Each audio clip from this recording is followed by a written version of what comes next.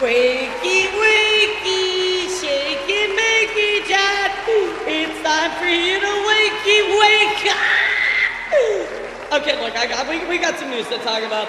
I totally did not rickroll you, by the way. That definitely did not happen. Yeah, if you heard something that was not me, guys, I don't know where that came from. Hello, guys. Good morning. Happy Friday. You made it, Big W. Let's go. Nah, come on, Mom. Give me 5 more minutes. No more 5 more minutes. Found it in face reveal. No, she saw. Okay, I'm glad somebody said this because I genuinely find this the funniest shit in the entire world. Everybody that's like, oh my God, Bao did a face reveal. You've known Bao's face revealed for like literal years now, right? Like,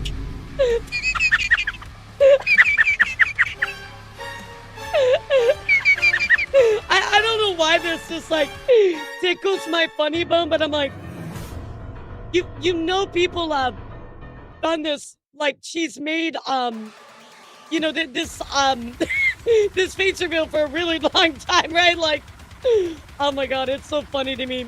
Guys, I have a really quick question. Can y'all? Okay, so if I do this, can y'all hear my music still? Yes or no? I can't believe I was in love with it. I can't believe oh my I was God. in love with Okay, you chick. can't. Okay, awesome. All right. Well, you can hear it right now, right? I assume you can hear it right now. Basically, of course, a lot of the okay, so you can't hear it, but I can. You can't, I can't. You can't, I can't. You can't, blah, blah. Okay, awesome. Yeah, when OBS updated, it kind of fucked up a lot of my sources, so that it is kind of weird. So just to double check, if I do this, you cannot hear, right, guys? Like, you can't hear any of this music going on right now, right? Just want to make sure. Again, it's very odd to me because, okay, so you should hear it now. Awesome. Yo, what's up, Bunny? How are you? I will definitely tell you, I don't know what's going on with OBS, but since it updated stuff, oh my God, dude, it completely fucked up, like, all of my stuff. I mean, I guess I'm not, like, complaining too much. It's just different, like, I might mute it, and you guys can still hear it, but I can't, like, it's, I don't know, it's all weird, dude. It's all weird. I don't know what to tell you. I wonder if I did that. Yeah, because there used to be 3 settings for OBS, so there was nothing, or, like, monitor off, monitor, like, on, and then monitor and output, but they got rid of monitor and output, basically. Like, there's no such thing anymore. So, yeah, so now basically all of OBS is like, all of my sound stuff, I think it's just like borked. So if something sounds weird or anything, let me know, guys. I will fix it, but OBS is not playing nice, that's for sure. But anyway, guys, good morning. Hope you're doing well. Holy shit, guys, we gotta talk about what's going on with Sony because Sony just released their answer kind of to the whole physical disc debacle. It's not good, guys. It's not good. Basically, Sony does not give a fuck. And they said, well, I don't know, fuck you guys. Like, honestly, people are going to love that since OBS always messes with their sound. Yeah, this one in particular, Walk, is like really, really heavy. Really, really heavy. They're dumbasses. I'll be honest. Yeah, you're kind of right. It's really not good at all. I'll tell you one thing with Sony. I think that they're listening to what people are saying, but they just literally don't give a fuck. And that's the problem, right? That's the issue with all of us. Yourself, you cowards. Come F-is yourself, you... Oh, you mean come fuck us yourself. Oh, I was like, what are you talking about? I've been purchasing new Sony products since the PS3 Slim. I have a PS4, but I think that's the last thing I ever, like, bought, like, a major purchase from Sony. I mean, now... because you guys have a Steam Deck, so I'm all in on the Steam products, you know. Paraphrase the words of Saruman. Paraphrase the words of Saruman, they have chosen death. Seems that way. Yo, what's up, Jan? How are you? Bonjour. Get in line, and that is a massive weight, so true. Honestly, the PS5 isn't worth it. It was designed so poorly, and honestly, there's no fucking games, dude, except the Demon Souls remake. Which I want to play really badly, but I'm not buying a PS5 for that, dude. Also, now we have, like, Stellar Blades Studio kind of coming into question. We're going to talk about that today because they just released a big AI slop mess But we're talking about that. We're also going to talk about what's going on with Jared Leto. We got to talk about Roombas being banned. We got to talk about some YouTube updates. We got to talk about things going on inside of eBay. There's a huge, massive flip kick. We're also going to talk about all the massive stuff going on. Of course, with eBay right now, having to settle a multi-million-dollar lawsuit over some craziness going on with a couple. Yet it actually caused a huge problem. We're going to talk about that. Also, some gaming news, talking about, again, some things going on with, Stellar Blade. We also going to talk about people upset with the new Halo remake. Apparently, some people are upset about claiming that there's an equality issue between men and women within the game itself. We're going to look at that. I'm going to show you the ridiculousn's of why that has come up. Of course, also a lot of Marvel news. Marvel kind of cooking this past weekend at San Diego Comic-Con. So a lot to talk about. Good morning, everybody. Hope you're having a fantastic Friday. I got my two most trusted news sources on the same time. Lauren on the PC and Philly D on the TV. Hell yeah. Yeah, I'm not going to lie, Philip. I've slowly become a huge Philip DeFranco fan. I don't really watch, politics stuff, but his non-politics stuff I do like a lot. Wait, no! Well, that's crazy. Bar's face gotcha. is new to me because I have never seen her content. Oh, gotcha. Much nor much of her RL streams. I mean, she would normally wear a mask, or like, if you've seen like older Bao stuff, like before she was a VTuber, right? I mean, her face has definitely been out there. It's not like it's some big surprise, but I find it really funny to me because a lot of people are like, oh my god, Bao made a face reveal, everybody lose their mind, holy shit, everything's going crazy. And it's like, guys, you do realize that this isn't anything new, right? Like, it's really funny to me. The point is that Sony thinks a pure digital game is a future gaming. Wants players to transition more digital version, right? Basically, they're getting rid of. I thought she looked like a blueberry. Basically, they're just getting rid of the They're getting rid of the physical disc. Sorry, couldn't come to my mind. Really good on many for over the many years. I mean, I've only been watching him since I would say earliest like last year, but I don't know. I like his stuff a lot. Yeah, I'm really becoming a a fan. So I'm morning, Elara, and everybody. Hope you're doing okay. I'm doing well. How are you? I'll be honest. I feel really bad, guys. I haven't streamed a lot. Like Wednesday, we had a very short stream. Yesterday, we had a very short stream because I kind of had to replace that stream because I had some gaming playing, but I wasn't able to do it. But also, I won't really complain because I've got to rest and catch up and kind of rest my voice a little bit. Wow, thanks, guys. Thanks so much. Fuck you, guys. Hi, Dan. What's up? How are you? Ignore chat. Ignore chat in their stupidity. And now become RGB girlfriend. Let's go. Hope you're doing well, Dan. Thank you for coming in. I did enjoy Dino Blade. It was awesome. The last two bosses, though, were a huge step up in difficulty. Yeah, I mean, huge step up in difficulty. Well, I mean, I don't like to cut my stream short because I like to stream for a long time, but, streaming is my passion and I love doing it, but, I mean, I guess I gotta take better care of myself. I'll be honest, guys. We must rip and tear, and then I'll tell you what I was gonna tell you.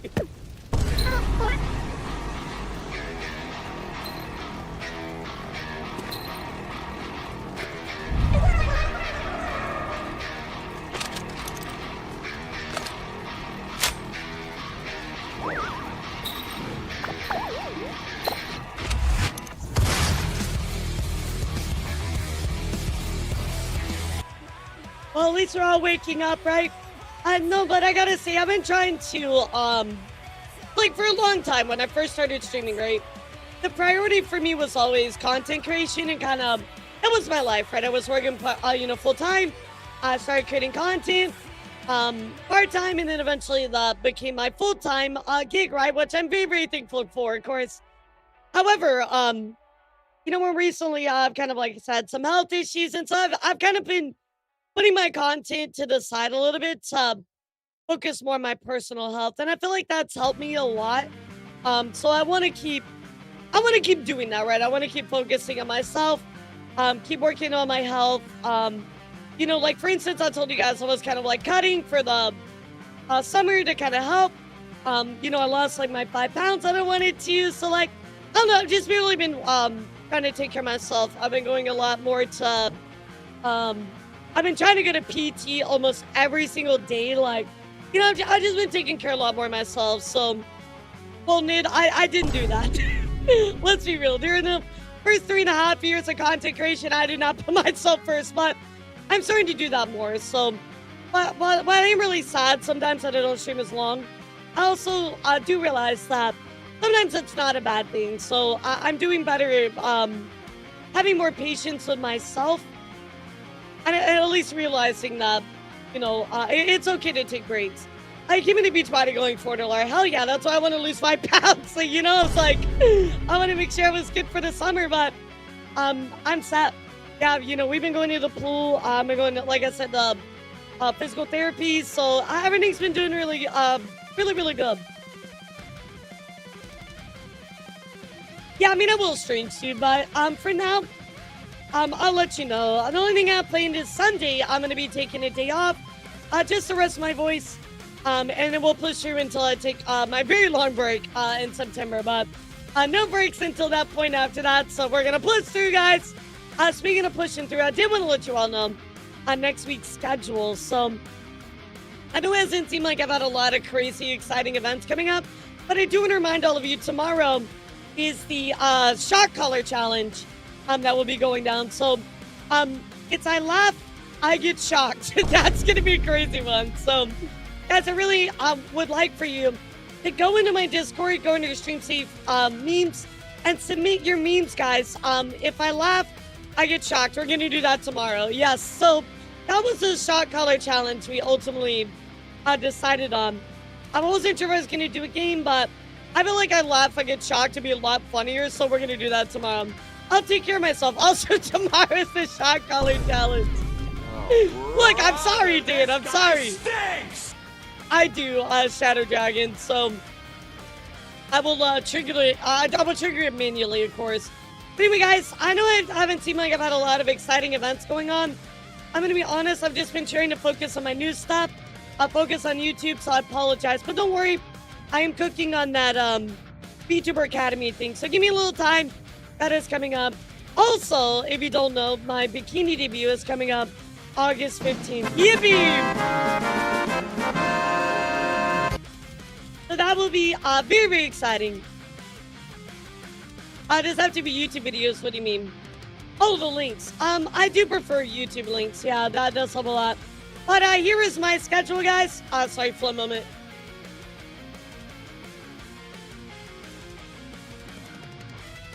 Here is my schedule coming up for next week. So we got memes, we got news Wednesday, Friday, Sunday.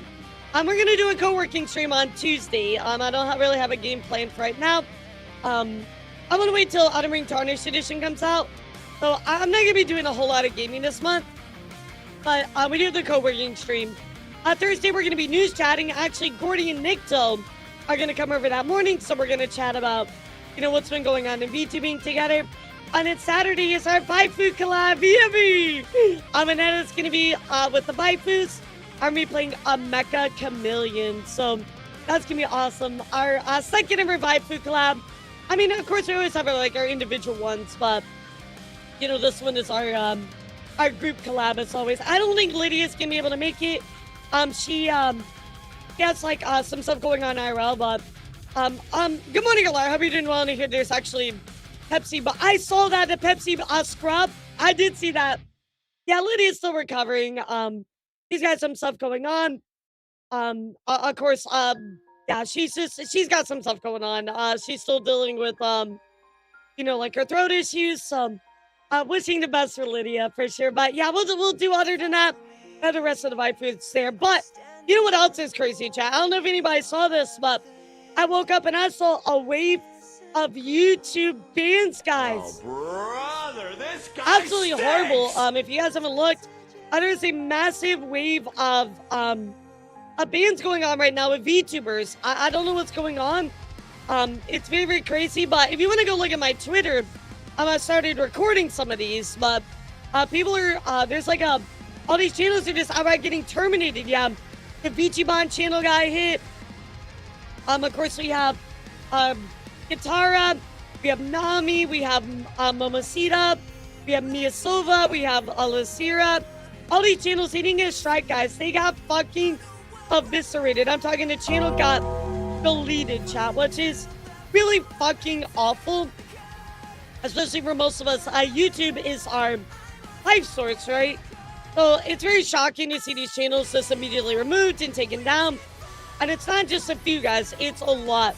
I noticed it this morning. I tried to put out a post about it, but I definitely, of course, you know, share my tweet, let people know. But for Fat Man for Alive, no, none. Yeah, I don't know if like the YouTube AI just went rogue or like, well, whatever the automated system is on, I have no idea, but it is absolutely fucking horrendous, you know? No, it's not only VTubers as well. Like, there are non-VTuber creators getting hit as well. So it's really just something going on within YouTube. They decided to just pull out the rifle and be like, bang, bang, bang, bang, bang, shot after shot after shot. I don't know what's going on, guys. Yo, what's up, Douglas? Hey, Laura, guess what? I'm going to be Uncle. Yo, congratulations. That's amazing, bro. Let's go. Congratulations. News hot off the press. Racer of bot stream elements. Wait, really? Really, actually. Is that in the Discord already? Did somebody post that? That's actually wild.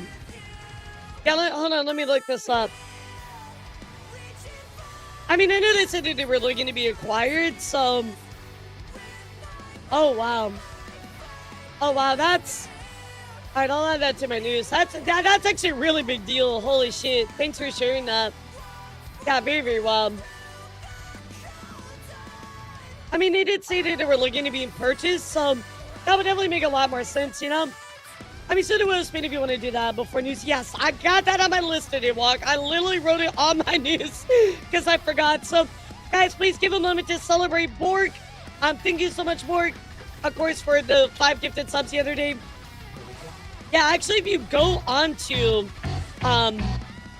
Stream Elements right now, there's a notice about it. There's a button to keep your stuff or delete your account, which is crazy. So thank you so much, Borg.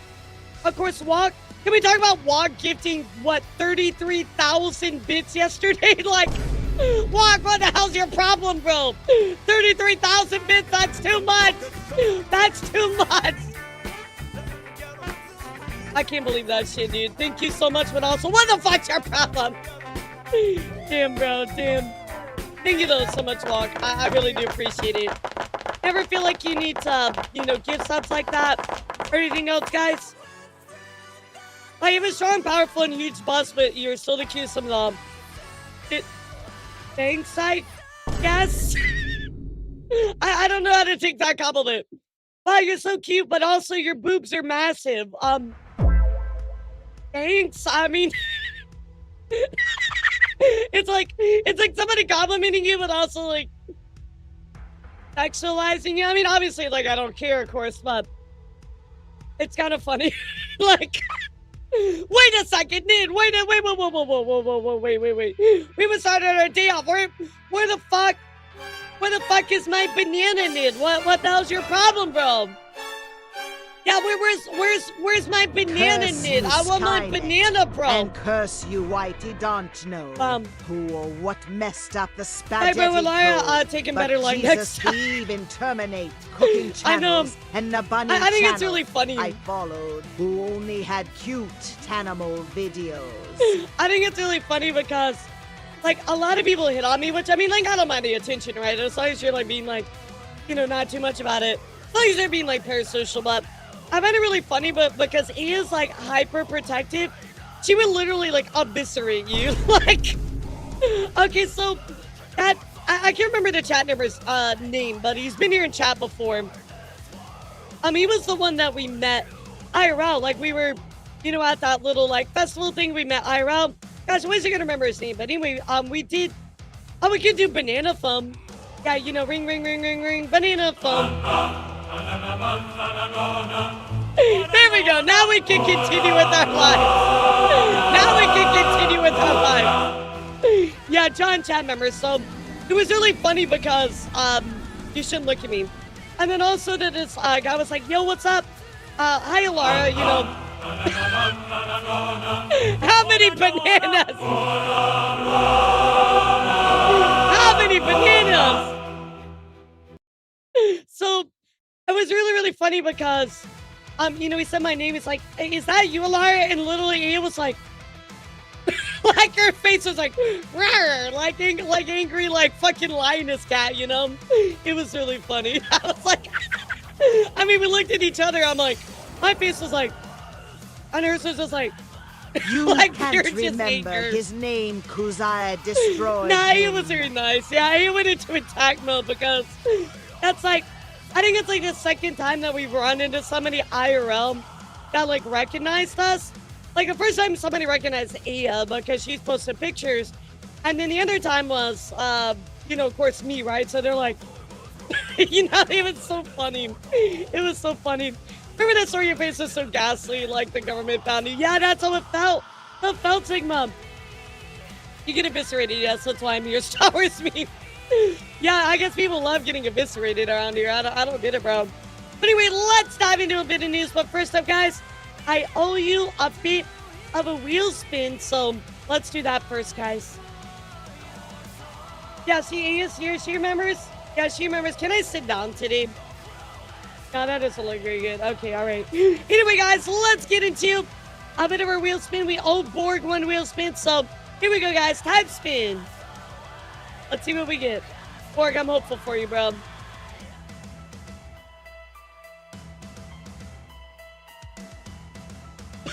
Not 4 minutes. God damn it. 4 minutes, bro. That's bullshit. That's actually fucking bullshit. That's more than the that's more than the subs had in time. Oh my god. That's actual bullshit, bro. That's crazy. Damn, bro. Rest in peace. Rest in peace, my timer. Anyway, let's get into our news, guys. However, first up, I didn't want to show all of you. As I was pointing out a second ago. Be on the lookout for this. Again, I don't know what's going on, but it does look like the YouTube is taking shots at multiple channels. We'll talk about this more, of course, on VTuber News on Sunday. But as you guys can see, I mean, they've gone after multiple people, right?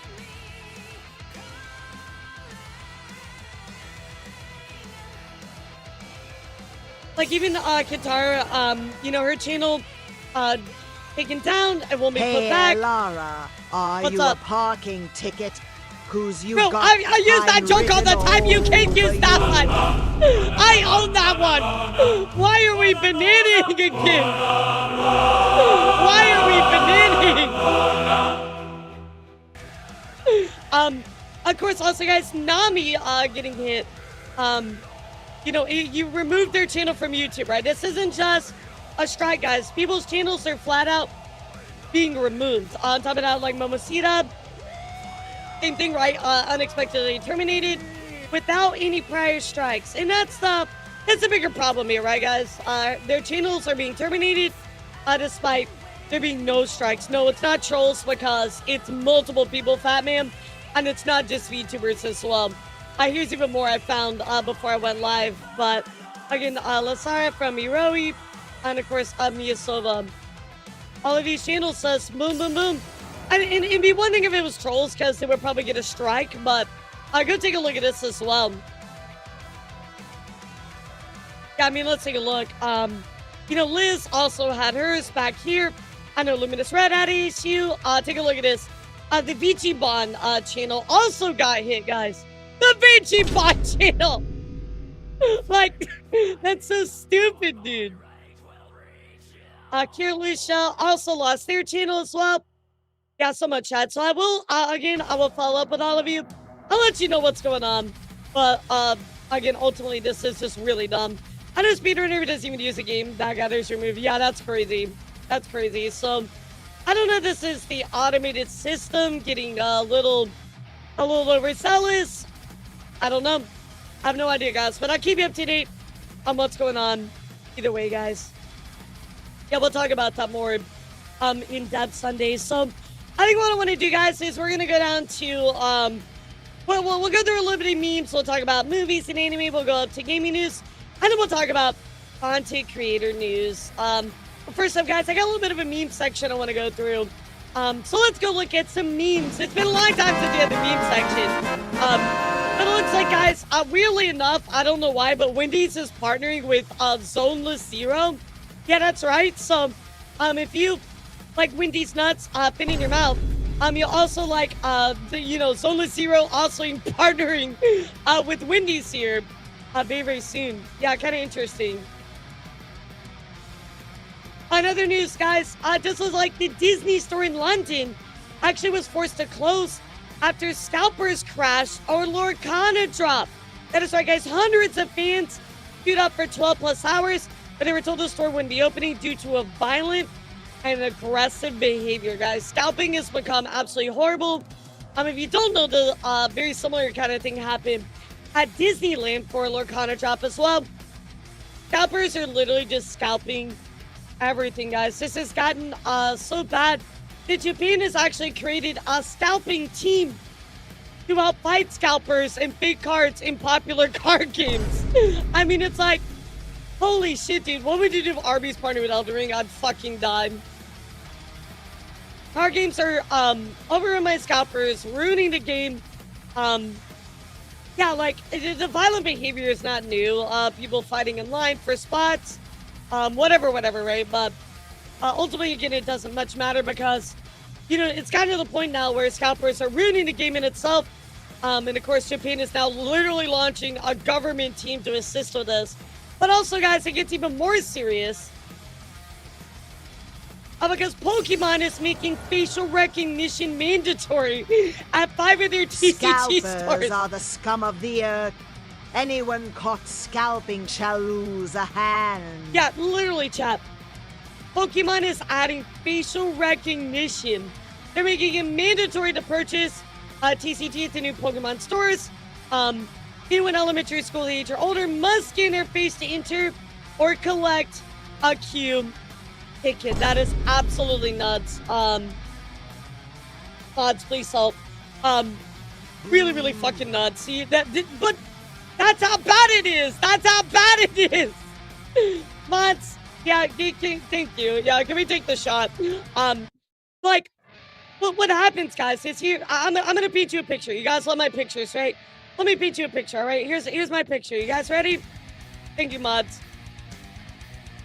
And this is, by the way, chat, if you're wondering why it's anyone elementary school age or older, there's actually a really good reason for that. So, yeah, people behave this wouldn't happen. But here's what happens.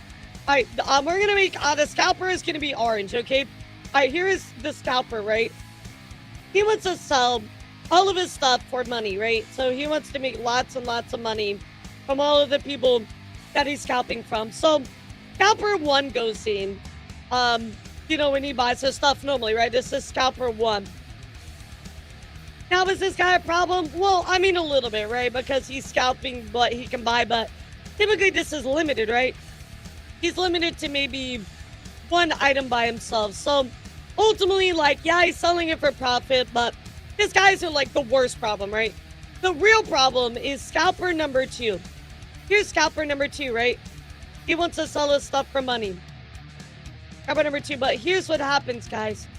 Scalper number 2 has 500 fucking kids that all buy cards, and then they sell all of these cards for profit, guys. This is what happens.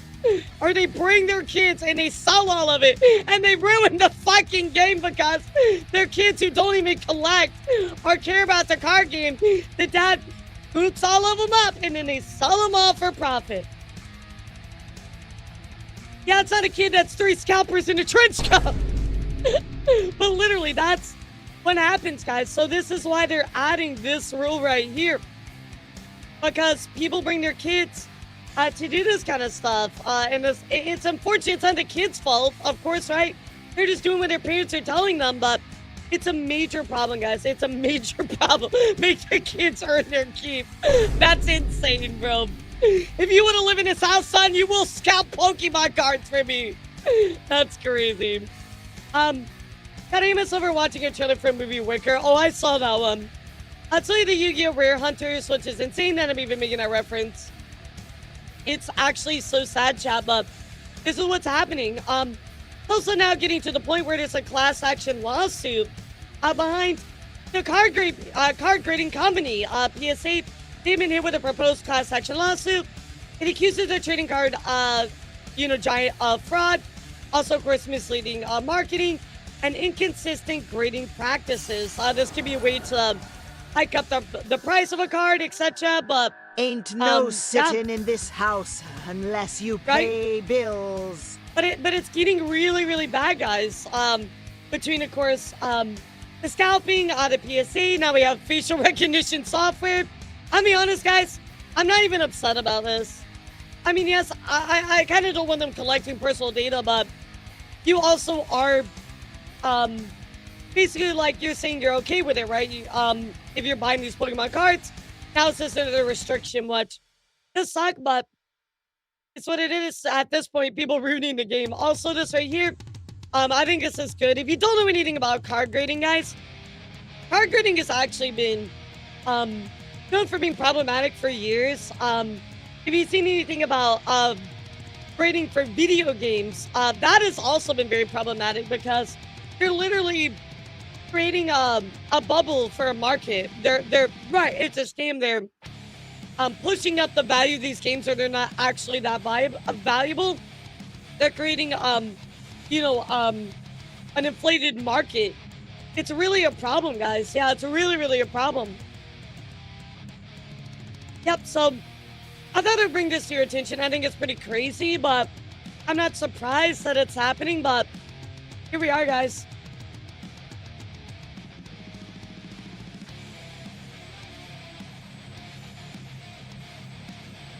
It also creates a very interesting paradox because this technically is a form of government regulation.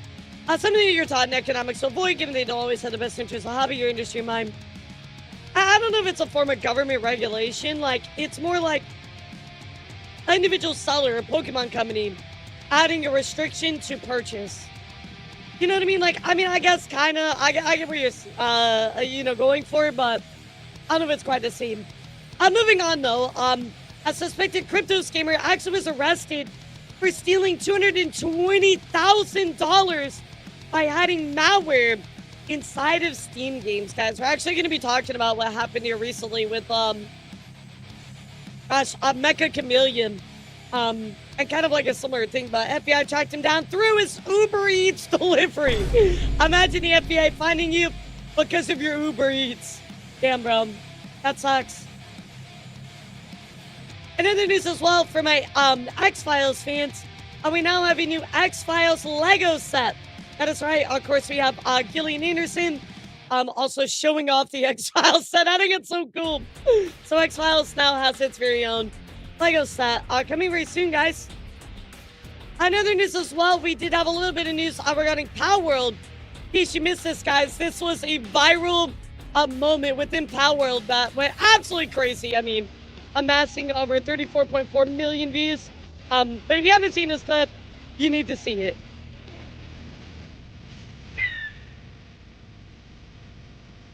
I think the music is what does it for me. Yeah, I think the music for me is just what does it. Fly, you fool! Fly, you fool! Y'all can hear this, right? Yeah, I love it. I love it. It's yeah, the Attack on Time music is actually good. You see the video when you finish the game shit was on. I saw that, Victor. I saw that. Y'all can hear the music in that, right? Y'all can hear that. Just want to make sure that we're good on sound before I continue.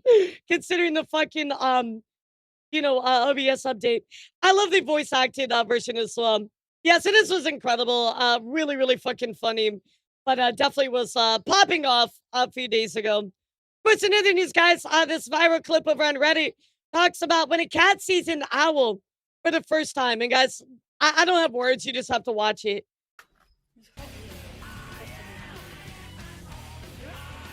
Нет?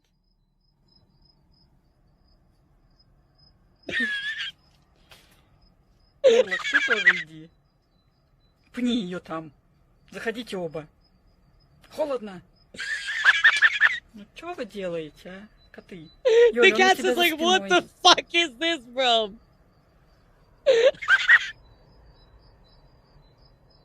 Ну, только у Мурлока такой взгляд, как будто у него сова за спиной. Yeah, the cat is literally just staring in fucking знаешь, disbelief. Мне там In бекон the little вылупляется, mouth, somebody's решайтесь just like... давайте, а то я все пропущу. This is my favorite part right here. He's just like looking up at the sky like, my God, what is this?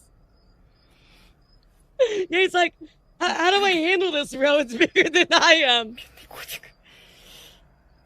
I love cat reactions. What's even crazier is the owl took that long to notice. Yeah, it took that long Yeah, for yeah. that fucking owl to notice that. Oh my God, I had to show that, guys. Really, really funny. In other news as well, guys, would you try to sandwich? KFC has launched the Evangelion collab featuring a Purple Unit 01 inspired spicy chicken burger. Would you try the one with the, it's only in Hong Kong, but would you try the purple bun sandwich? Let me know. Yeah, guys, only in Hong Kong. Yeah, not for us. We're not cool enough. We're not cool enough. Another news, guys, kind of a controversial thing recently happening, but a school plus plans to introduce a robot teacher called Sally. Well, number one, why the fuck are we having a robot teacher in classrooms? And number two, you might recognize this robot because it's the same company that also makes sex robots. Yes, Chad, I'm not kidding. Oh, brother, this They're guy putting the stinks. sex robots in the classrooms. Like, I mean, yes, sex ed is obviously like a good thing. Education is good, but what are we doing here, bro? Yeah, like, what are we doing? Why are we putting a robot inside of a fucking classroom? Just put real teachers. Pay humans more money. Teachers can't do it, but the robot teacher can apparently. Oh my God. What are you all thinking, bro? Doing the exactly that's what I'm saying. Like, why not just, I don't know, hire a real teacher and like pay them a decent wage? Like, why do we have a robot teacher? People are going nuts for this. There's like a bunch of videos on it, but yeah, it's real, guys. Absolutely real. Speaking, of course, of robots, guys, we also have the new Centaur robot. U.S. robots company Satyrus is developing a Centaur-style robot operate in dangerous environments such as wildfires, disaster zones, and toxic areas. Well, I think that's awesome, by the way. I think it's cool, but bro, what? I imagine going out in the woods and you just fucking see the Harry Potter centaur staring back at you, bro. Like, oh my God, that's scary, dude. That's scary. Why does it have a chainsaw? Well, like, it's basically like if it goes into a wildfire, it would help, you know, cut down like trees. Yo, what's up, Lumi? How are you? Giving it a shout out for the GOAT Lumi, please.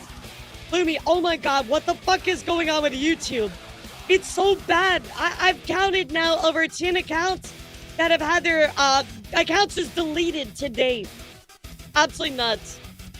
Yeah, especially at night. I mean, obviously this could be really helpful, but why does it have to look like literally fucking Satan, dude? Like, it's wild. So, want to show you that, guys. Be careful out there. Also, be careful, guys. Your balls might get stolen, or at least in this case, here, the Civil War era cannonballs. 5 of them were actually discovered inside of passengers' luggage at an Alabama airport. That is right. They literally stole Civil War era cannonballs. But what were you gonna do with these? Like, sell them on the black market? You're like, what are you doing? Like, yeah, this had to be like heavy as fuck. I just woke up. Hell yeah. I feel like it's like catch people in the news. You wake up and you're like, oh, let's go watch the news. Why would you steal this, dude? Why would you steal this? That's for LARPing. Yeah, it must be. Another news chat. I also want to talk about somebody that recently created an OnlyFans clone. But this is for good reasons, guys. Really, really good reasons. This is actually for the Marmots, guys. If you don't know the Marmots, well, funding was actually cut for support of the Marmots. And so they decided to make a new website called Only Marmots. A group of UCLA scientists just launched an OnlyFans. One reports say have been flagged because the lead researcher's ID didn't match the face of a yellow-bellied marmot. Today we're breaking down the wildest funding collapse in scientific history and how we got to a point where even rodents have to start a hustle page just to keep the lab the open. Poor rodents have to start Welcome a hustle to Only page. Marms, where 65 years of climate That's data now crazy. depends on virtual tip jars. But this isn't a PR stunt, it's pure desperation. To understand how a tenured UCLA professor ended up pitching ground squirrels on a subscription platform, you have to understand these slow, Yeah, quiet sorry guys, this was AI-generated marmots. It's not real.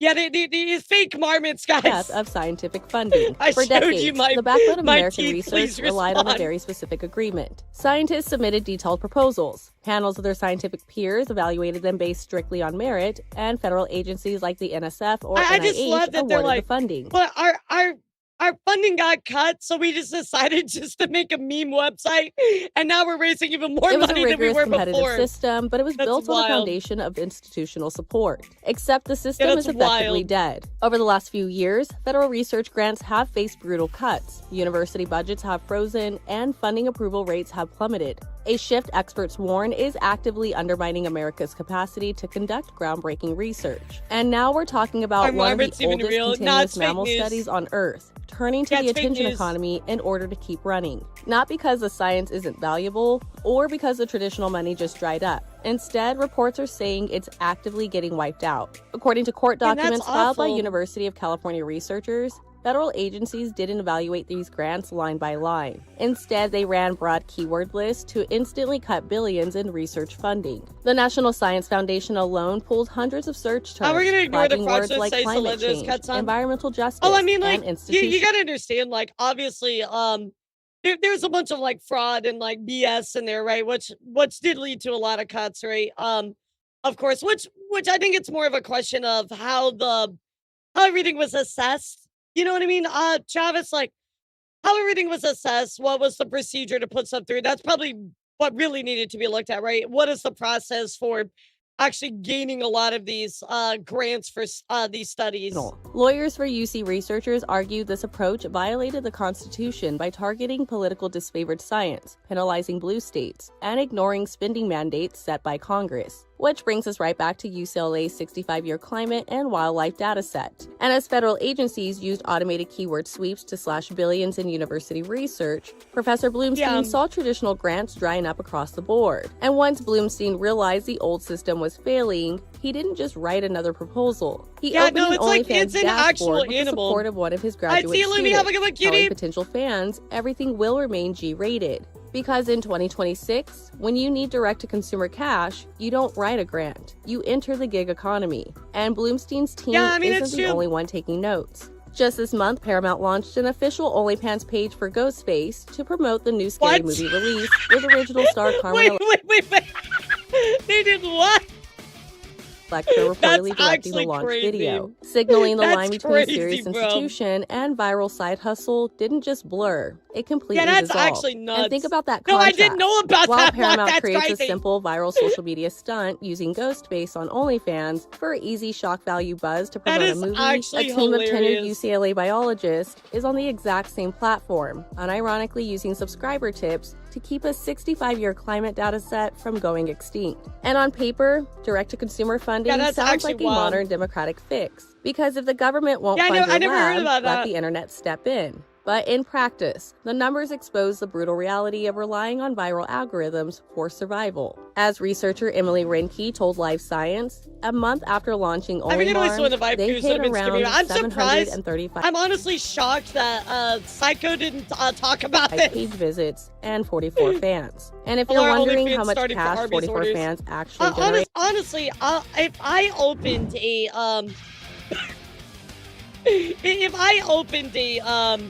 OnlyFans, I think it would literally only make it for charity or something like that. You know what I mean? As Professor Bloomstein pointed out, not much. Because they aren't charging for subscriptions. They're giving content away for free and begging for virtual tips. And even when the tips do come in, OnlyFans takes a 20% platform cut right off the top. leaving Bloomstein to pay income taxes on whatever tiny balance remains. And here's the real trap. Real science takes years of quiet, painstaking research and sometimes failure in order to work. Only the exact opposite of what the internet rewards. And at the end of the day, Only Moms isn't just a hilarious story about ground squirrels on OnlyFans. Because 65 years of irreplaceable climate data shouldn't be relying on virtual tip jars. So is direct-to-consumer funding a clever survival tactic for a broken system? So basically what they're going on to talk about is that, essentially they had to create this, the Only Marmots to raise money, putting up free pictures and stuff and taking tips since their, federal funding was cut, which I think is creative. It does suck, unfortunately, they had to do that, but nonetheless, it still is very, very creative. You got to do what you got to do, right? Yeah, really, somebody talked about it actually earlier. I'll talk about it because I put it on my news. Another news as well, guys. A man won $14,000 in a wilderness survival competition after spending 70 days in remote China. He survived on rats, insects, and wild plants during the live stream of that. But it sounds like my fucking dad, dude. Yeah, my dad would be like, oh, yo, I could do that. I'm like, why do you want to live out in the fucking wilderness for 70 days, bro? What the hell, dude? Absolutely wild. Hell no. I'll pass. I'll hard pass on that one. Another news as well, guys. McDonald's has a collab coming up with SpongeBob and One Piece in Australia. So that's right. You can get SpongeBob toys inspired by One Piece. So you have like SpongeBob Luffy, Plankton Usopp, Squidward Sanji. This is really fucking funny. It's only in Australia. Yeah, I think it's really cool. Mrs. Puff is Big Mom, Lin. Yeah, I guess so. I like that Larry is Frankie. I think that fits so well. Gary is Chopper with his hat as his shell. That's so cute. So anyway, guys, looking forward to that in Australia. Of course, also, guys, an innocent driver in the U.S. was surrounded by armed police after AI-powered license plate cameras incorrectly flagged his Range Rover as stolen. Journalist Joel Fetter had been test driving this $155,000 car. This is why we can't trust AI, bro. First, we have the guy that got, I showed you that got written for a ticket that was in a different fucking state by an AI fucking camera system. And now we have this as well. Crazy. Sorry, Flem. Yeah, of course, it's always the AI in the mix, bro. Every single time. I'm shocked. I'm shocked that stuff like this keeps happening. Absolutely. Wow, guys.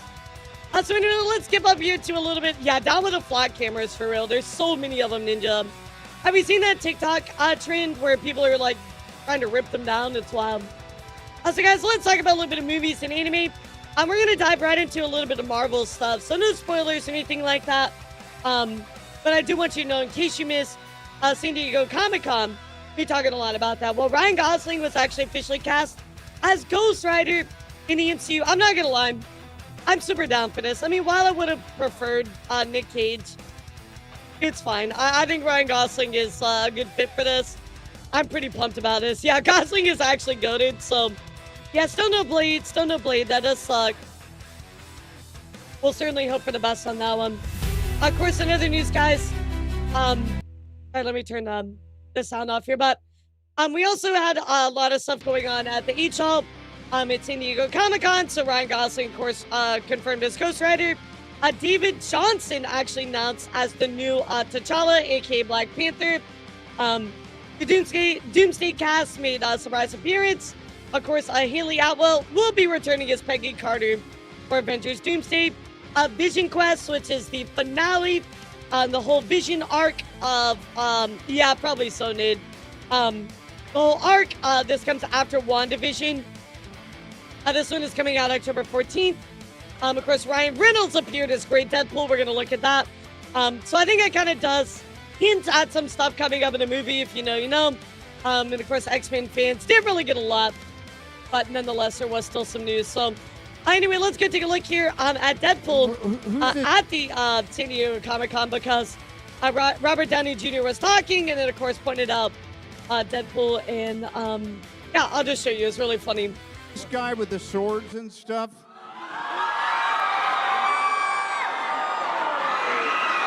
Do you? What's on your mind, buddy?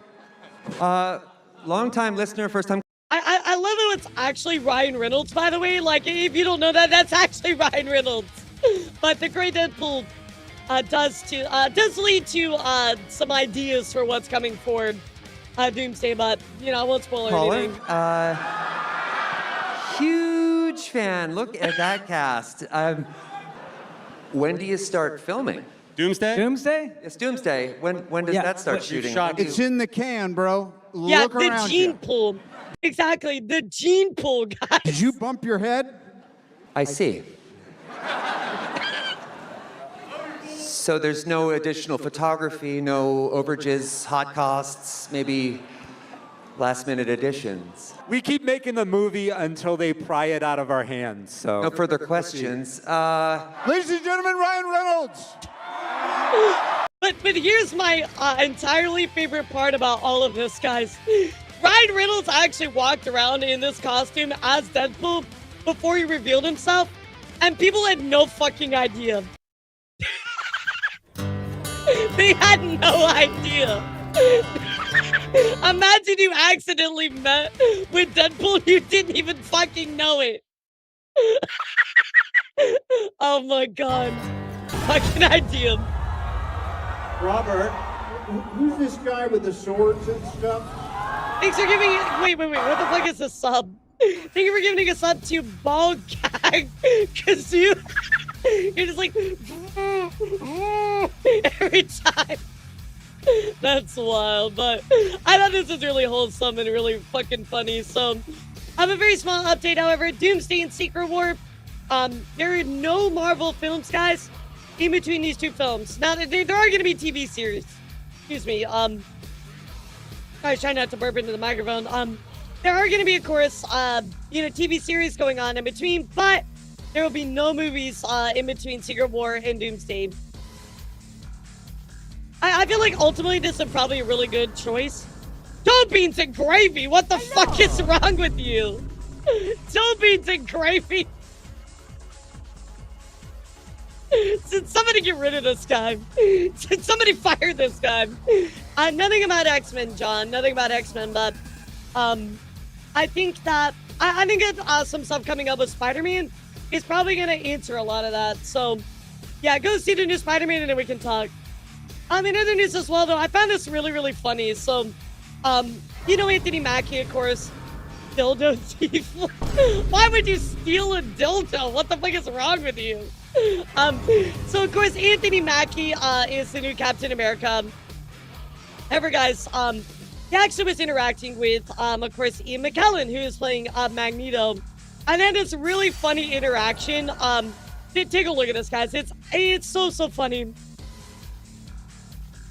So, yeah, that's a good Elara, question, Crumb. That's a good question. You think Paul Rudd-Nosed fried water was crying? Thanks for giving us some to fried water.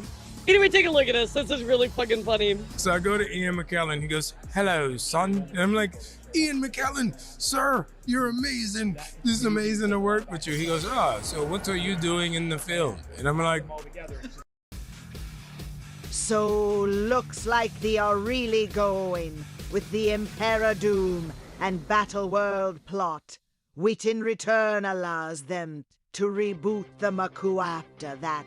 So Deception, I've not seen Spider-Man, so if you spoiled anything for me, I'm gonna be really upset. But I hope that has nothing to do with it. But what I will tell you is they've actually already confirmed that they're going to reboot the MCU. So that literally came straight from Kevin Feige and some other directors. They're going to reboot the MCU. We already know that. Yeah, we already know that. Anyway, take a look at this. It's really, really fucking wholesome. "Ian McKellen, sir, you're amazing. This is amazing to work with you." He goes, "So what are you doing in the film?" And I'm like, Ian McKellen didn't even know what he Captain knew. America. And he goes, "Wonderful. And you deserve that." Thank you, Sir Ian. Thank you. I love you, McKellen, bro. He's just like, and you deserve that. Oh, you're wonderful. You're Captain America. Good stuff. Like, W, bro. I love it. Of course, also, guys, we did get a little bit of an update here about Spider-Man. I know we're talking about a Spider-Man movie. Really positive reviews all around. I'm just going off the Rotten Tomatoes score. I know some people don't like that, but obviously, critics say 91%, audience says 98%. I've heard nothing but rave reviews about this movie. Apparently, it has already crossed some huge numbers at the box office as well. So, very excited to go and see it tomorrow. I'm going to go see it tomorrow. I'll let you guys know what I think about it. Yeah, very excited. Of course, also, a little bit of bad news to go along with it. So, Wonder Man, actually, Season 2 is canceled, guys. I never saw Season 1, but if I remember correctly, I think one of them got, like, maybe it was a main actor, but they got like an Emmy nomination or something, like really big. I don't know why this got canceled. That is really sad. But I heard that it was one of Marvel's best TV shows. Yeah, I think it kind of flew under the radar from what I saw, but I heard it was absolutely incredible. And sadly, did get canceled. Yeah, so I'm gonna go and watch it. That's my goal right now, is to try to catch up on all the Marvel Disney Plus stuff, but I kind of got to get there, so we'll see. On other news as well, guys, the Elden Ring movie has officially wrapped filming. Looks like it is going to be coming out March 3rd, 2028, so there you go, guys. You know, I'll be there frame one. On that day, I'll be there. If there's any merch, I'm definitely going to be buying all of it. However, guys, in kind of a weird twist of fate, who here was born in the 90s? Obviously, I don't want you to reveal your age, but type 1 if you were born in the 90s, chat. Really, Victor? That's awful. Yeah, that's awful. A lot of people born in the 90s here, so I'm gonna let you guys know. This one is definitely for you. Your favorite pudding cup licking friend is back. Air Bud is coming back to theaters January 22nd. Yes, there's no CGI, by the way. No AI, no fake anything. It's all real doggo action, guys. Yeah, Air Bud the goat is returning. Take a look. That part is actually true. Everything that Air Bud does is 100% real. There's no CGI dog, no AI dog. You love to see it, bro. The goat Air Bud. I've watched Air Bud before.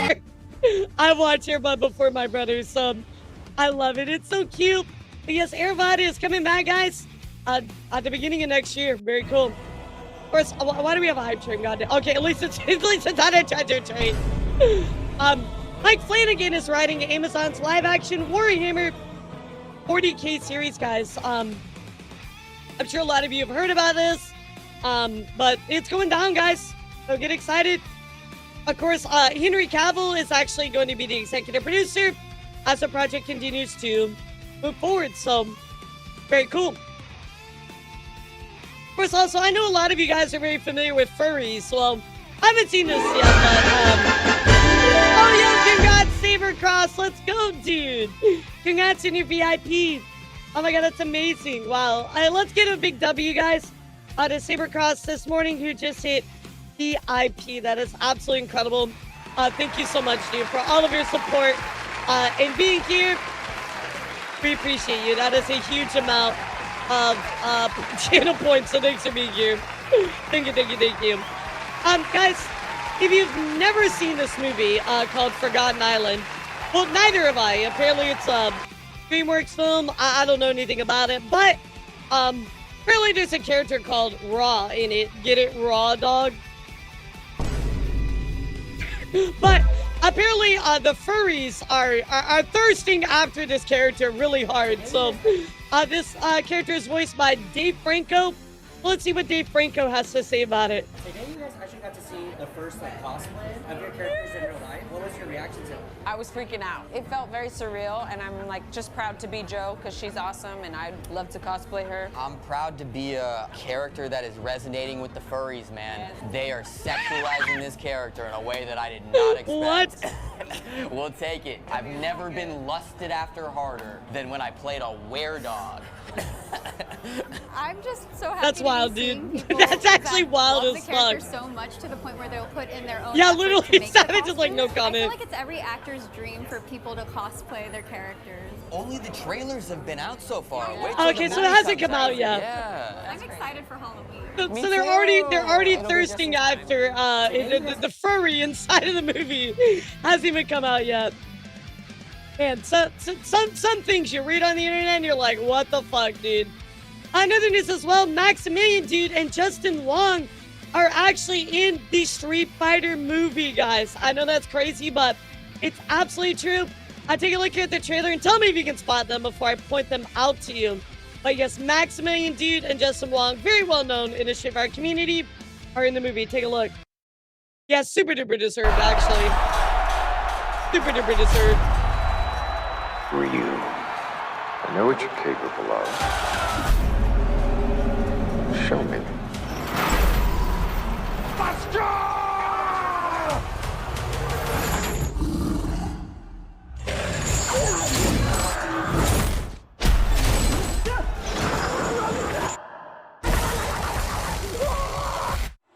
Oh, this must be Blanca. He's got the Blanca roll. He did the Blanca roll. I want to see Jason. I want to see Jason Momoa. Also, he looks a little creepy. I'm not gonna lie. I want to see Jason Momoa actually painted in green. Like, Then you die. Okay? I want you. yeah, it does look like a lot of fun. He looks a little Okay. odd though. I don't know, a little creepy. Perfect. So guys, there is the trailer. Were you able to spot them? If not, that's quite okay. I got you guys. Here is some pictures of Justin Long and Maximilian, dude. Of course, on the set as well. Very, very cool to see all of them right there. But I will point out where Maximilian is. That's him right here. Yeah, where he's like, let's go. And then there are some random prisoners. Justin Wong is in there somewhere. Yeah, but very, very cool. So it's awesome to see the little cameos in here. Very, very nice. Yeah, they had to get Maximilian in there, right? So cool. So let's skip up to a little bit of gaming news, guys. And I do want to talk about Power World and what's been going on at Billy World 2026.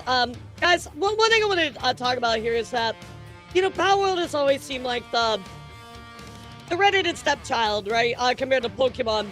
However, I want to put in perspective for you how big Power World actually is right now. Like, the amount of people playing it on Steam is through the roof. There's a TCG coming. And look what was going on at Billy World, guys. I mean, nuts. Thank you guys for the hype train. I appreciate you. Thank you guys. Genuinely. Thank you so much. Yeah, very, very big. But just take a look, guys. I mean, there's cosplays. All kinds of cool stuff. I mean, the setup is crazy. Oh yeah, no, it blew the fuck up. There's plushies.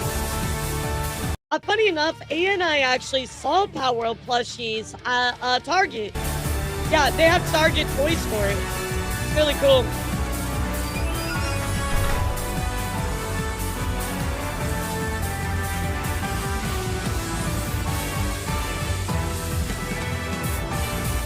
Oh, did you buy them, Nova? Let me know how they are. Yeah, I mean, it's awesome.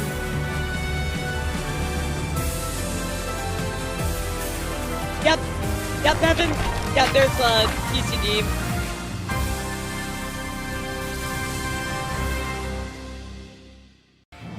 There it is, guys. So, of course, big success here for Power World.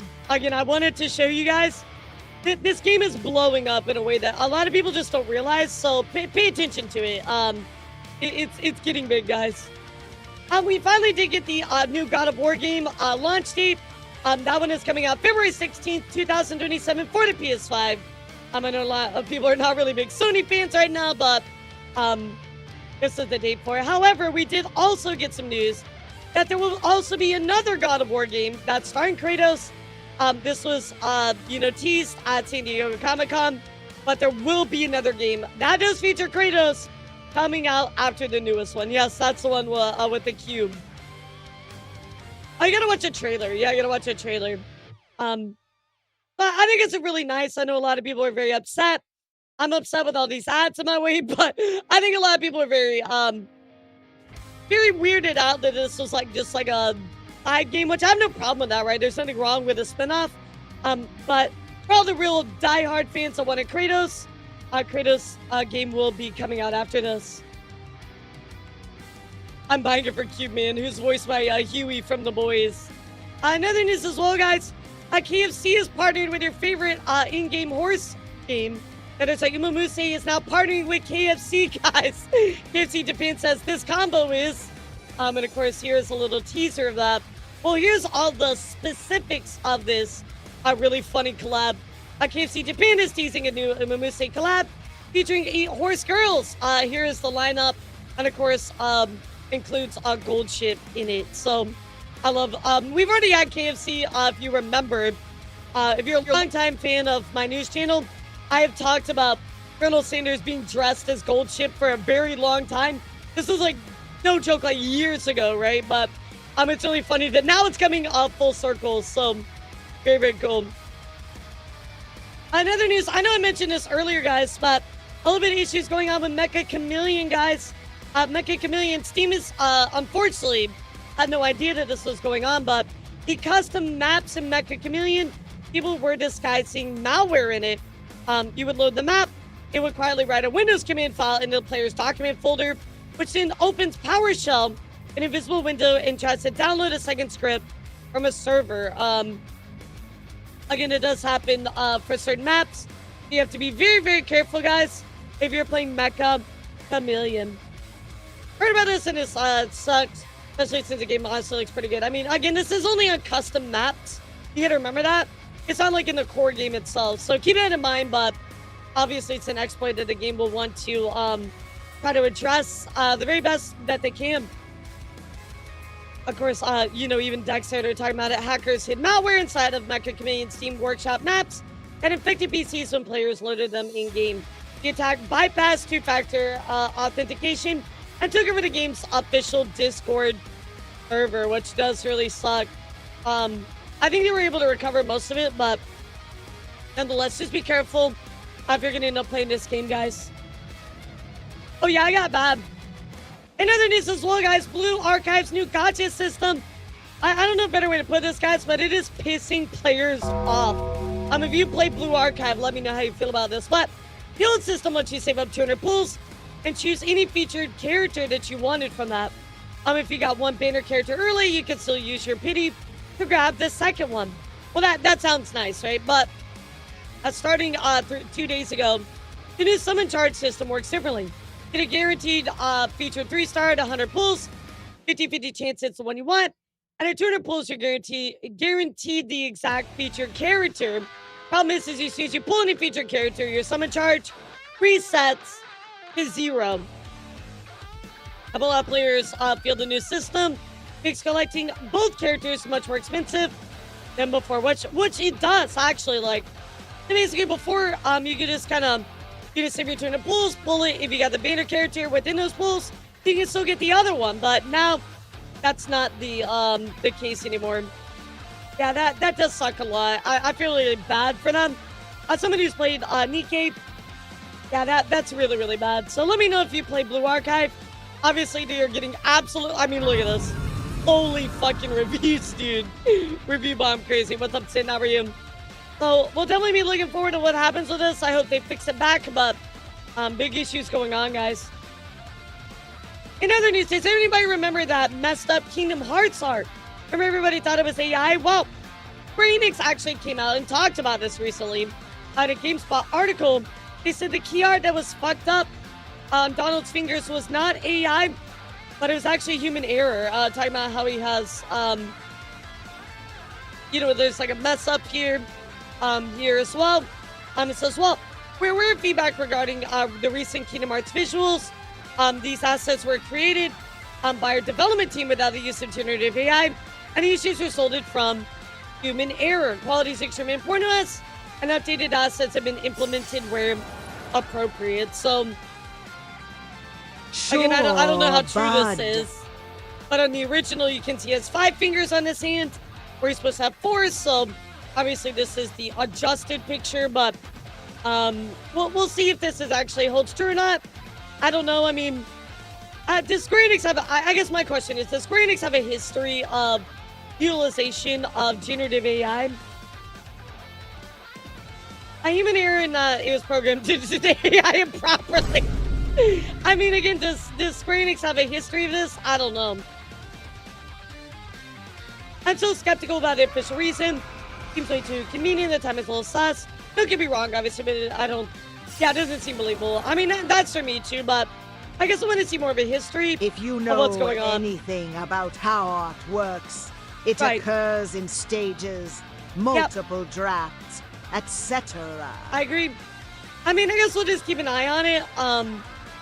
I guess my thing is like I have no reason not to be willing to believe it, but I also don't have a reason to like believe it because it looks very like indicative of generative AI.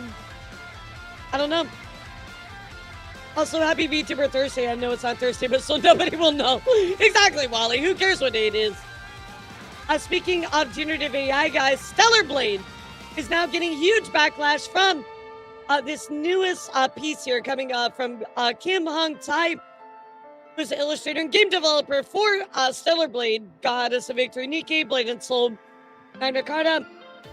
And here is the Blood Rain official song music video. I'm just going to play it for you a second, and I think you'll see the problem. Here you go.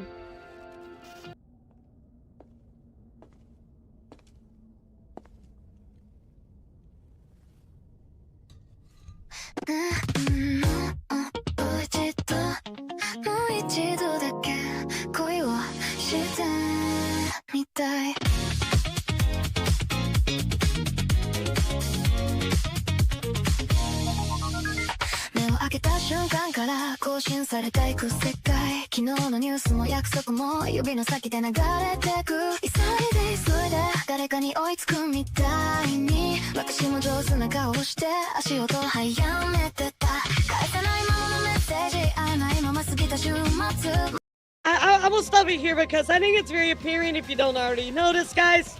It's clearly generative AI. I mean, you can tell that from right here immediately. I looked at this, I'm like, yeah, that's Gen AI, you know, like, it's got a certain, like, shiny, glossy look to it. But yeah, guys, this was actually released. And, of course, the backlash was, yeah, it was very swift. This shit is so ass. Please stop using Gen AI to promote Stellar Blade. The backlash would be horrible for the IP. Delete the slap. Holy shit. You guys have so much money, then why do you do this AI garbage? So, a lot of people very, very upset by the use of generative AI. And of course, Hemiel says, kind of what I'm thinking, right? I seriously do not understand this guy's obsession with garbage. When he's got such a talented team of actual creators who create purely with their sheer talent. You have an amazing team of animators and music artists, and you choose to do this. Ever wondered what they might feel about it? What are you trying to prove with a slap? I love Stellar Blade and its beautiful soundtrack. Then I get a unique and realize how amazing this guy's team is. Only for him to push this slap on my timeline. I'm afraid that Stellar Blade's Blood Rain might be full of this bullshit. It's so over, guys. What do you guys think about it?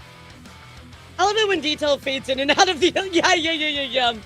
Have you ever watched, like, those fruit, like, TikToks where they make the story and just, like, random shit just, like, appears out of nowhere? You know what I mean? Like, I mean, this one, of course, isn't that bad, but nonetheless, you can definitely tell it's... Especially right here. I mean, this part right here is clearly generative AI. It's just, it doesn't look good. Definitely has a certain look to it. Yeah, it's very disappointing for sure, but that's what's going on with the Stellar Blade stuff, guys. I was gonna actually play the original Stellar Blade. I've never played it, but now I'm kind of wondering, you know, like, should I support this company? I'm I don't know, it really sucks. I wanted to play the game, but I don't want to support something that, you know, has Gen AI or a company that has generative AI. And look, for some people, if you still want to play as Gen AI, it's your prerogative. I'm not trying to make you feel bad about it. You do whatever you want, right? It's your choice. But I just think that at the end of the day, a company should have to be transparent about it, and you can be able to make that decision if you want to. Yeah, I mean, I heard the game is really great, right? If the studio is doing this, though, that does kind of suck, but I guess we'll see more. Yeah, maybe to listen to the backlash. Oh, yes, no, I played Kazan on stream, Fat Man. I actually want to replay it, because I missed some bosses, so I want to go back and do that. Yeah, I'm going to be doing that actually pretty soon. Speaking of, guys, at least some better news about video gaming. Super Mario Sunshine is actually coming to the Switch 2, and that is because it is now on the Nintendo Switch Online expansion pack, available August 13th. We're so back on this one. Hell yeah. Let's fucking go. This is peak, actually. This is peak, actually. You'll love to see it, guys. You'll love to see it. Speaking of Nintendo, recently, guys, Kai Cenat actually, of course, was streaming and showed up at the ATKO venue where Hungrybox, of course, was playing in a Melee tournament. And he said, Kai Cenat is at the venue right now. It's the funniest thing imaginable. Of course, there's a picture of Hungrybox meeting up with Kai on his stream. This, of course, was in Orlando. But what's even crazier, guys, is Kai inadvertently actually set a record for Super Smash Bros. Because Kai decided to visit the ATKO venue. Katsu versus Aslu, again in this Melee match here, briefly had over 290,000 live viewers, which unironically is the record for the highest number of concurrent viewers for a live Melee tournament. Of course, the first was Ludwig's at 270, but yeah, Kai actually inadvertently broke that record with 290, showing and streaming the Melee tournament at the Liquid box that was going on. I think that's so fucking funny, dude, but huge Hungrybox W, as always. In other news, guys, we gotta talk about how people are recently upset with Halo. I mean, before I get into this, guys, I want to talk about this. But people are very upset about the recent Halo game. I'm gonna show you why this is. So, somebody says they sincerely made it so you can only kill the men. This is actual sexism. While I can't kill women, kids in this game likely unplayable. Basically said game bad because I can't kill women. Well, what exactly is going on in the game to cause this? Well, take a clip here from Justin Joseph, and I'll show you what happened, guys. Oops.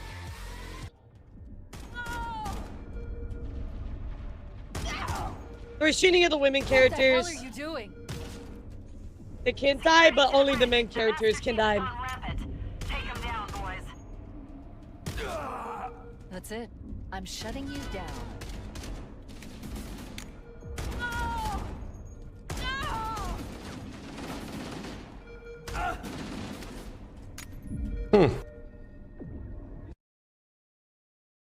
So of course, people are trying to make this into a culture war, right?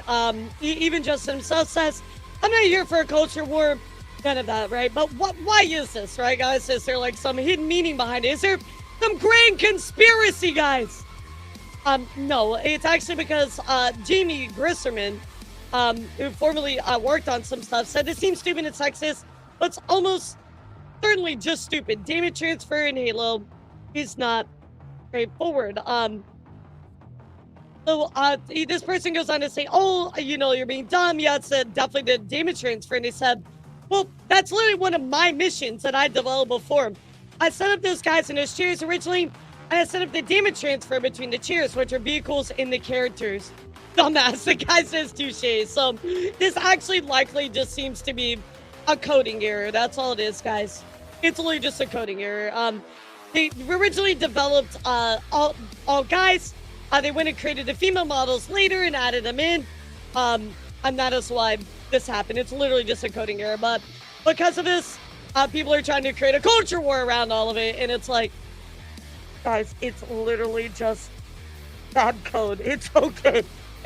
We don't need to fucking freak out. It's gonna be okay, guys. Well, the story is women are bulletproof. Exactly. That's why my boobs are so big, so I can just absorb the blows. Guys don't exactly die in the most polished way possible too. I mean, I think people are reading into it way too much, really. And again, this only has to do with the female models are added in later. Obviously they weren't coded correctly. That's all it is. I think it's because of the hitboxes on that. Yeah, it might be that as well, but I think this was just like a very crazy culture war when it's literally like, guys, it's just a coding error. Like, chill out. Why are we causing problems with this? You know, it's really not that big of a deal. Another news as well, guys. Let's talk about what's going on with Xbox. And in case you missed it, Xbox recently had a 16 to 20 hour outage that happened just the other day. My problem is just how eager and trigger happy people are to start culture wars. Yeah. It said people looking for reason to be mad. What I can see from what I read, Walk, that's actually not the case. Let me see. Oh yeah, all seats are vehicles. It's coming against her. Yeah, I thought I'd read somewhere here where he said, from the vehicle to the character, seats can protect the occupants. This case, though, seems like a person who captured video intentionally made it look like female characters are vulnerable, and they're not. They're talking about this. I thought I read somewhere where it was like, he said that females were not in the original, that he had programmed. I'm like 90% sure I read that somewhere. Apparently so. Right, that's what I'm saying. Like, sorry, throughout the bridge, it was originally all male. But they added in the female models. Yeah, so obviously with all this stuff, going back to what we were talking about. Sorry, I got distracted. Going back to what we were talking about, Microsoft actually had a 16 to 20 hour outage that prevented many players from launching games. I know with all this stuff going on with Sony, this has been a big issue because people have not been able to access their games because, well, it's all digital, right?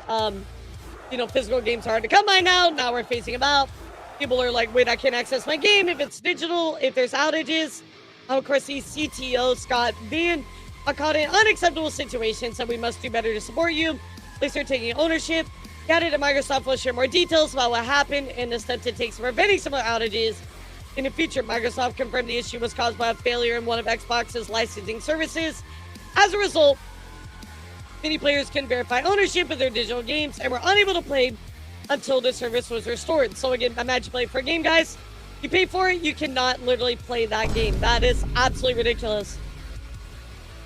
Absolutely ridiculous. Companies really think they can pull a Steam when they have outages or revoke access from games. Right, exactly. Like, the fact that they're only giving you the license to play the game is insane to me.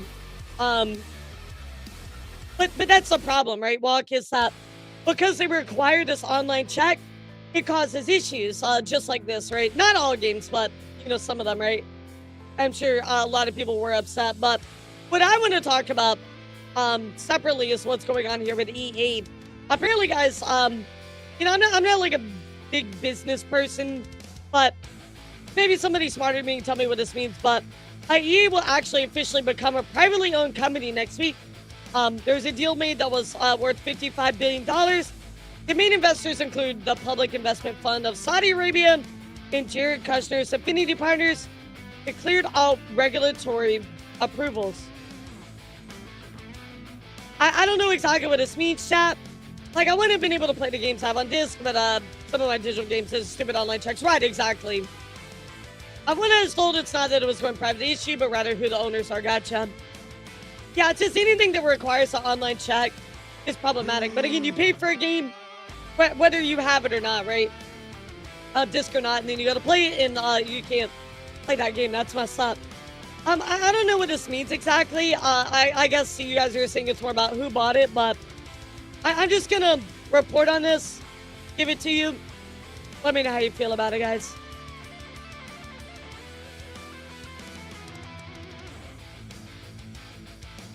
More censorship and other stuff, gotcha.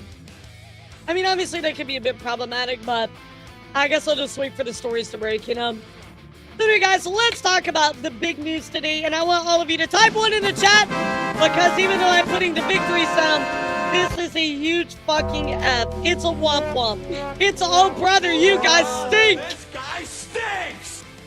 That is right, guys, because PlayStation is not backing down from its plan to end physical game discs produced in 2028. We put a lot of thought and time, and we cautiously considered this, and we came to this conclusion, and we are going to cautiously move this forward. So there are no plans to back down, guys. That is right. So let's go take a look here. Our response here. Let me double check who this is. I think I have this on the other post. This is the CFO, Lynn Tao. And she goes on to speak about it. So let's listen in, guys. So PS5 ending disc production. The second question. So on this point, so we announced that January 2028 onwards, we will no longer be manufacturing game discs. So 1.5 years ahead. So we made this announcement at this time. There are various reasons we made this decision, the biggest being that the digitalization of contents overall has been progressing. That's the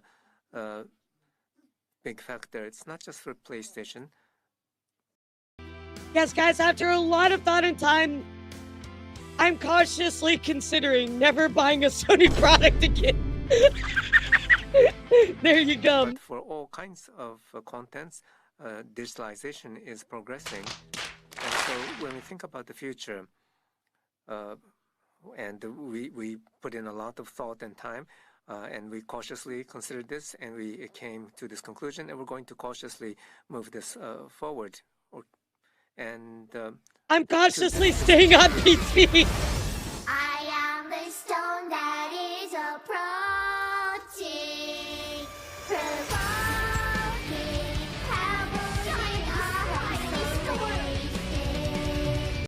Not even Bibu can protect us from this one, guys. We're so good.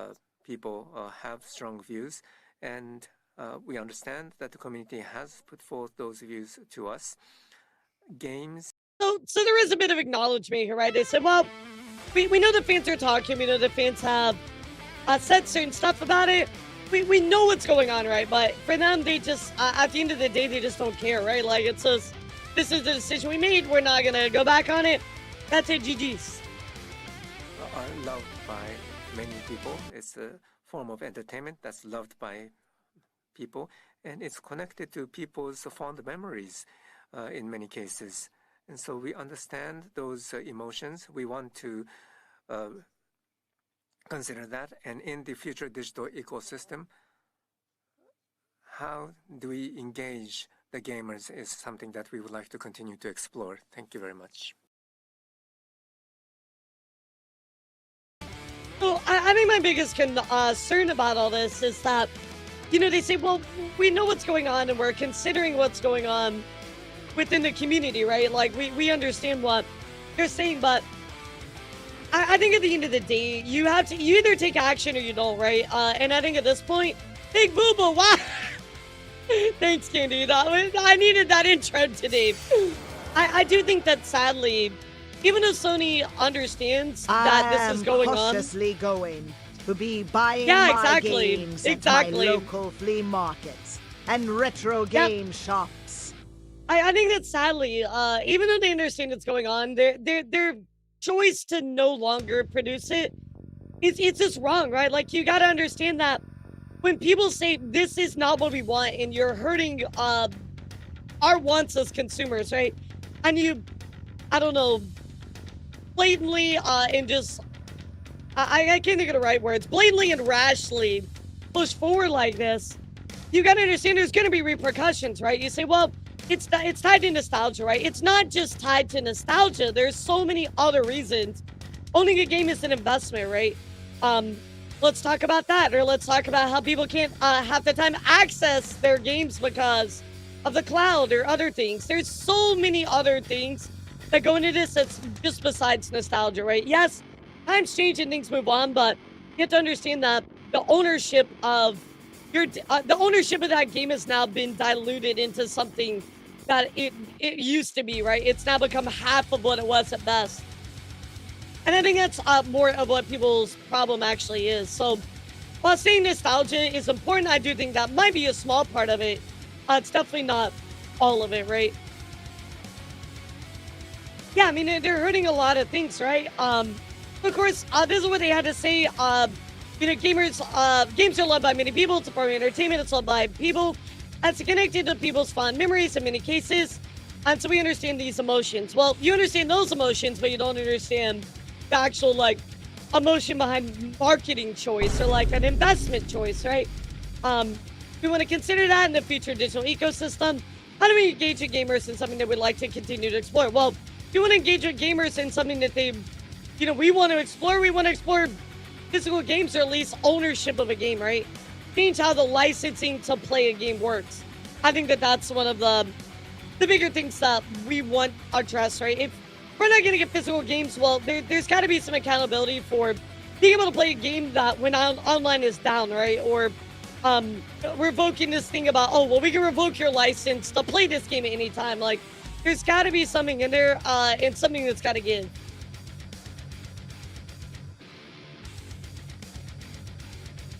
Now, what I will tell you guys is there is something going around talking about the PlayStation blackout. I do find this very interesting. This all came out now, but in a month, guys, starting on August 23rd, there are a lot of people talking about doing a global PlayStation blackout. So for several years now, Sony Interactive Entertainment has continued to go further apart from its fan base, whether it's closing beloved studios like Bluepoint, pursuing a misguided live service strategy, canceling fan events, leaving PSVR2 to die, or being completely out of touch with the franchise's players want to see return. Franchises players want to see return. PlayStation has never felt more disconnected from its community. Ending physical discs in 2028 feels like the last straw. We understand that there is only so much SIE can control, but with the decisions that are within its control, the company continues to mismanage the strong position it inherited from the PS4 era. There's so many issues with PlayStation right now that bringing back physical games would only be meeting players halfway. There's still so much more SIE can do. We miss Twisted Metal, SOCOMs like Cooper and Resistance. We miss PlayStation Experience. We miss Japan Studio. With that, we are calling on PlayStation players to participate in an economic and gameplay blackout from Sunday, August 23rd at 7 p.m. local time through Sunday, August 30th at 7 p.m. local time. Players can participate by turning off their consoles or logging out for 7 days. We feel this period gives publishers and developers minimal impact while still giving players a voice. So obviously 2.4 million views. Quite a lot of people are supporting this as well. On top of that, Stop Killing Games says a physical disc case, shipping, retailer cut $70, digital, none of that, also $70. So who is pocketing the difference? It's time to investigate these people.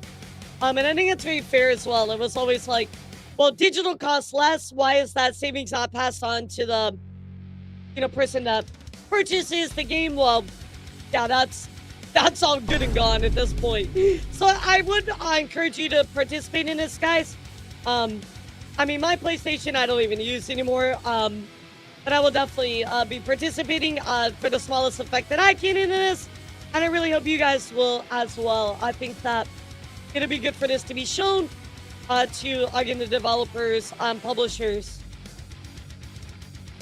And of course, most notably Sony, right? We want to give the publishers and developers minimal impact, but I think people will see what's going on, right? Fortunately, for it to do anything, it needs to last a lot longer than a week. Well, at least it's a statement, right? We're not trying to kill the publishers and developers. We really want, PlayStation to see this, right?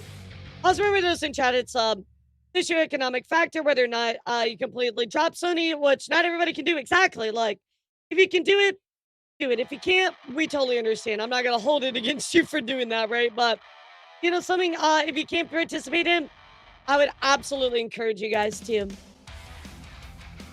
other news, guys, let's skip up here to content creator news. And we're going to talk about the horrible diarrhea outbreak, guys. Don't know there's been a horrible diarrhea outbreak here in the U.S.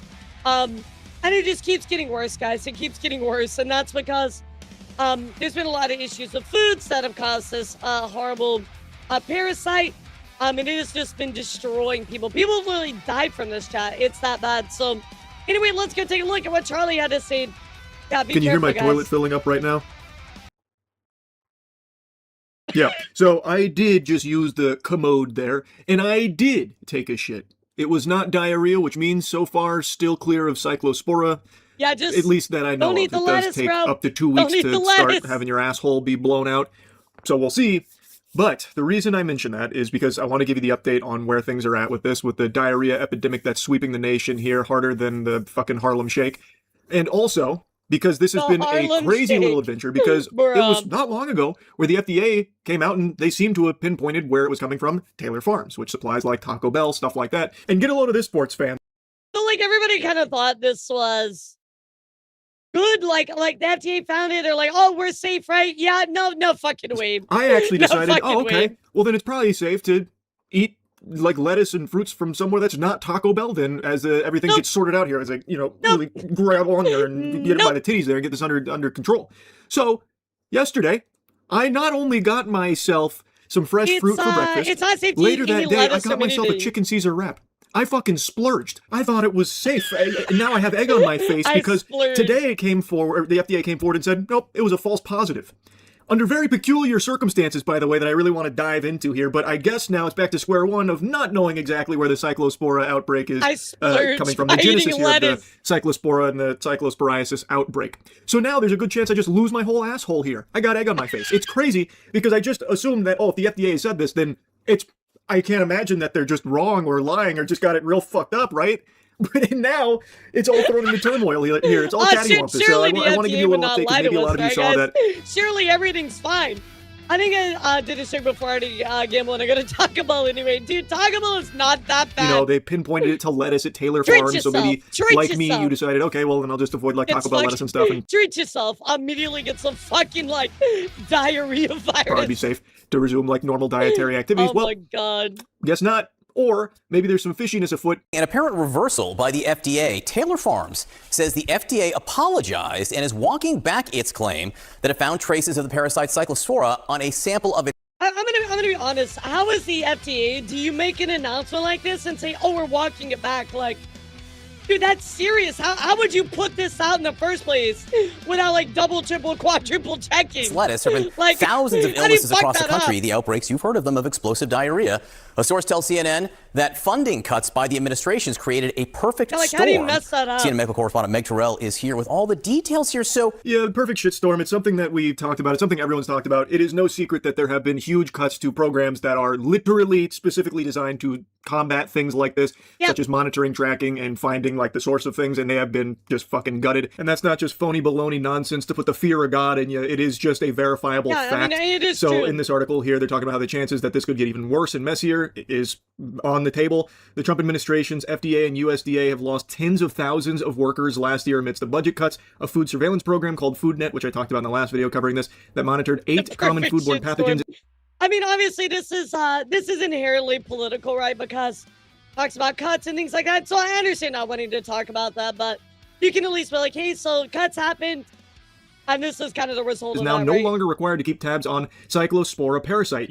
The protagonist here, the star of the show here, of the soap opera that we're in right now, the explosive diarrhea outbreak.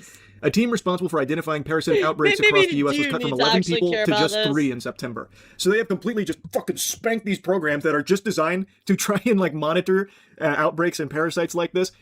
And there have been just a lot looser regulations. Yeah, I mean, in people no have small died, part thanks to these companies that are being very generous with donations, including Taylor Farms themselves. They did a nice $1 million donation in March, which we're going to talk about in a moment, all because that helps them. They get to reap the benefits of that while just fucking poisoning the country here with no ramifications, no repercussions. Exactly. It's a fucking disaster. This is a bigger shit show than anything coming out of our asses. It is so... yeah, guys, you need to lose a few pounds. Just, I don't know, fucking go to Taco Bell and eat a lettuce bowl. Like, holy shit. If this unfolded in a movie or something, because it's so pounds. over the top that it'd be unbelievable. But this is just the reality of things right now. It's crazy. We thought we knew where this was from. I'll be honest, when I heard about this, I stopped eating lettuce and tomatoes. So like, I still don't think I've eaten lettuce and tomatoes for like 3 weeks. Oh, but now, not so much? Well, so the FDA announcement over the weekend caused a little bit of confusion. And so essentially they had said that they had this positive test result of Cyclospora, and it was on a sample that actually hadn't been included in this recall. I guess and so now they're saying that's a false positive. Taylor Farms is saying that the FDA apologized about that, but it doesn't actually change the fact that this recall still stands. The traceback still stands to the lettuce that people ate at Taco Bell and this broader recall. And so Taylor Farms has recalled this lettuce from central Mexico, this iceberg lettuce. So here's the most important part, and I'll drop the sarcasm. I don't actually think I'm going to, fucking shit my soul out of my butt anytime soon. They are still recalling all of the lettuce. They have very clearly, strongly linked through the epidemiological research here that the source, or one of the main vectors here for the Cyclospora outbreak, comes from this lettuce from Taylor Farms at Taco Bell specifically. Hats off to Taco. I mean, I guess it's more indicative of the FDA like not having the certain fundings that they need to operate correctly. I think that's kind of the bigger umbrella issue Taco Bell, here, man, right? like Taco Bell is to diarrhea what Babe Ruth was to baseball. Like, when you think diarrhea, you picture. Did he just straight correlate diarrhea to Taco Bell? So then I'm allowed to directly correlate Ligma to Arby's then. If he can do that, so can I, just with a different restaurant. That is well within my power. For Taco Bell. And which I'm is crazy not because wrong their food either. is good. Like, I think they've had a huge turnaround in like the quality of their food, but still, no matter what, the universe finds a way to bring diarrhea back to the table when it comes to the Taco Bell conversation. It's incredible. But now what this means is that they apparently don't actually know the source of the Cyclospora illness outbreak. It is still a complete mystery, a conundrum. The agency reviewed the results and said in a statement, it concluded that the finding does not represent true amplification and should be considered a false positive. They also clarified that this false positive lab sample does not change the basis for FDA's ongoing outbreak investigation or the overwhelming epidemiological data supporting the current voluntary recall by Taylor Farms. They also advised to just do your best to avoid doesn't that hurt Taylor Farms a lot? Imagine if the FDA's like, yeah, so this business did this, so all of it's recalled, and they're like, wait, JK, like, the damage is kind of already done, like the iceberg lettuce and stuff from Taco Bell. That's a big deal. So they're still doing this recall of the lettuce, but they're saying now that there was a false positive on Cyclospora being there. Okay, so then we don't know where it's coming from. We don't actually know. Lulu, if you don't know this, a couple months ago, I was like, okay, well, I'm gonna start doing a calorie deficit because I want to lose 5 pounds for the summer, right? I started cutting, and I think once you start calorie tracking, you realize how hard it is to get access to healthy foods that are cheaper, right? Like, it's literally so much more expensive to purchase like fruits, vegetables, salads, or not even like salads are super healthy, but you get the idea, right? Access to better proteins and things like that.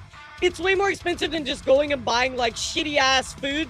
I can go get a whole pizza for $6 at, Little Caesars, right?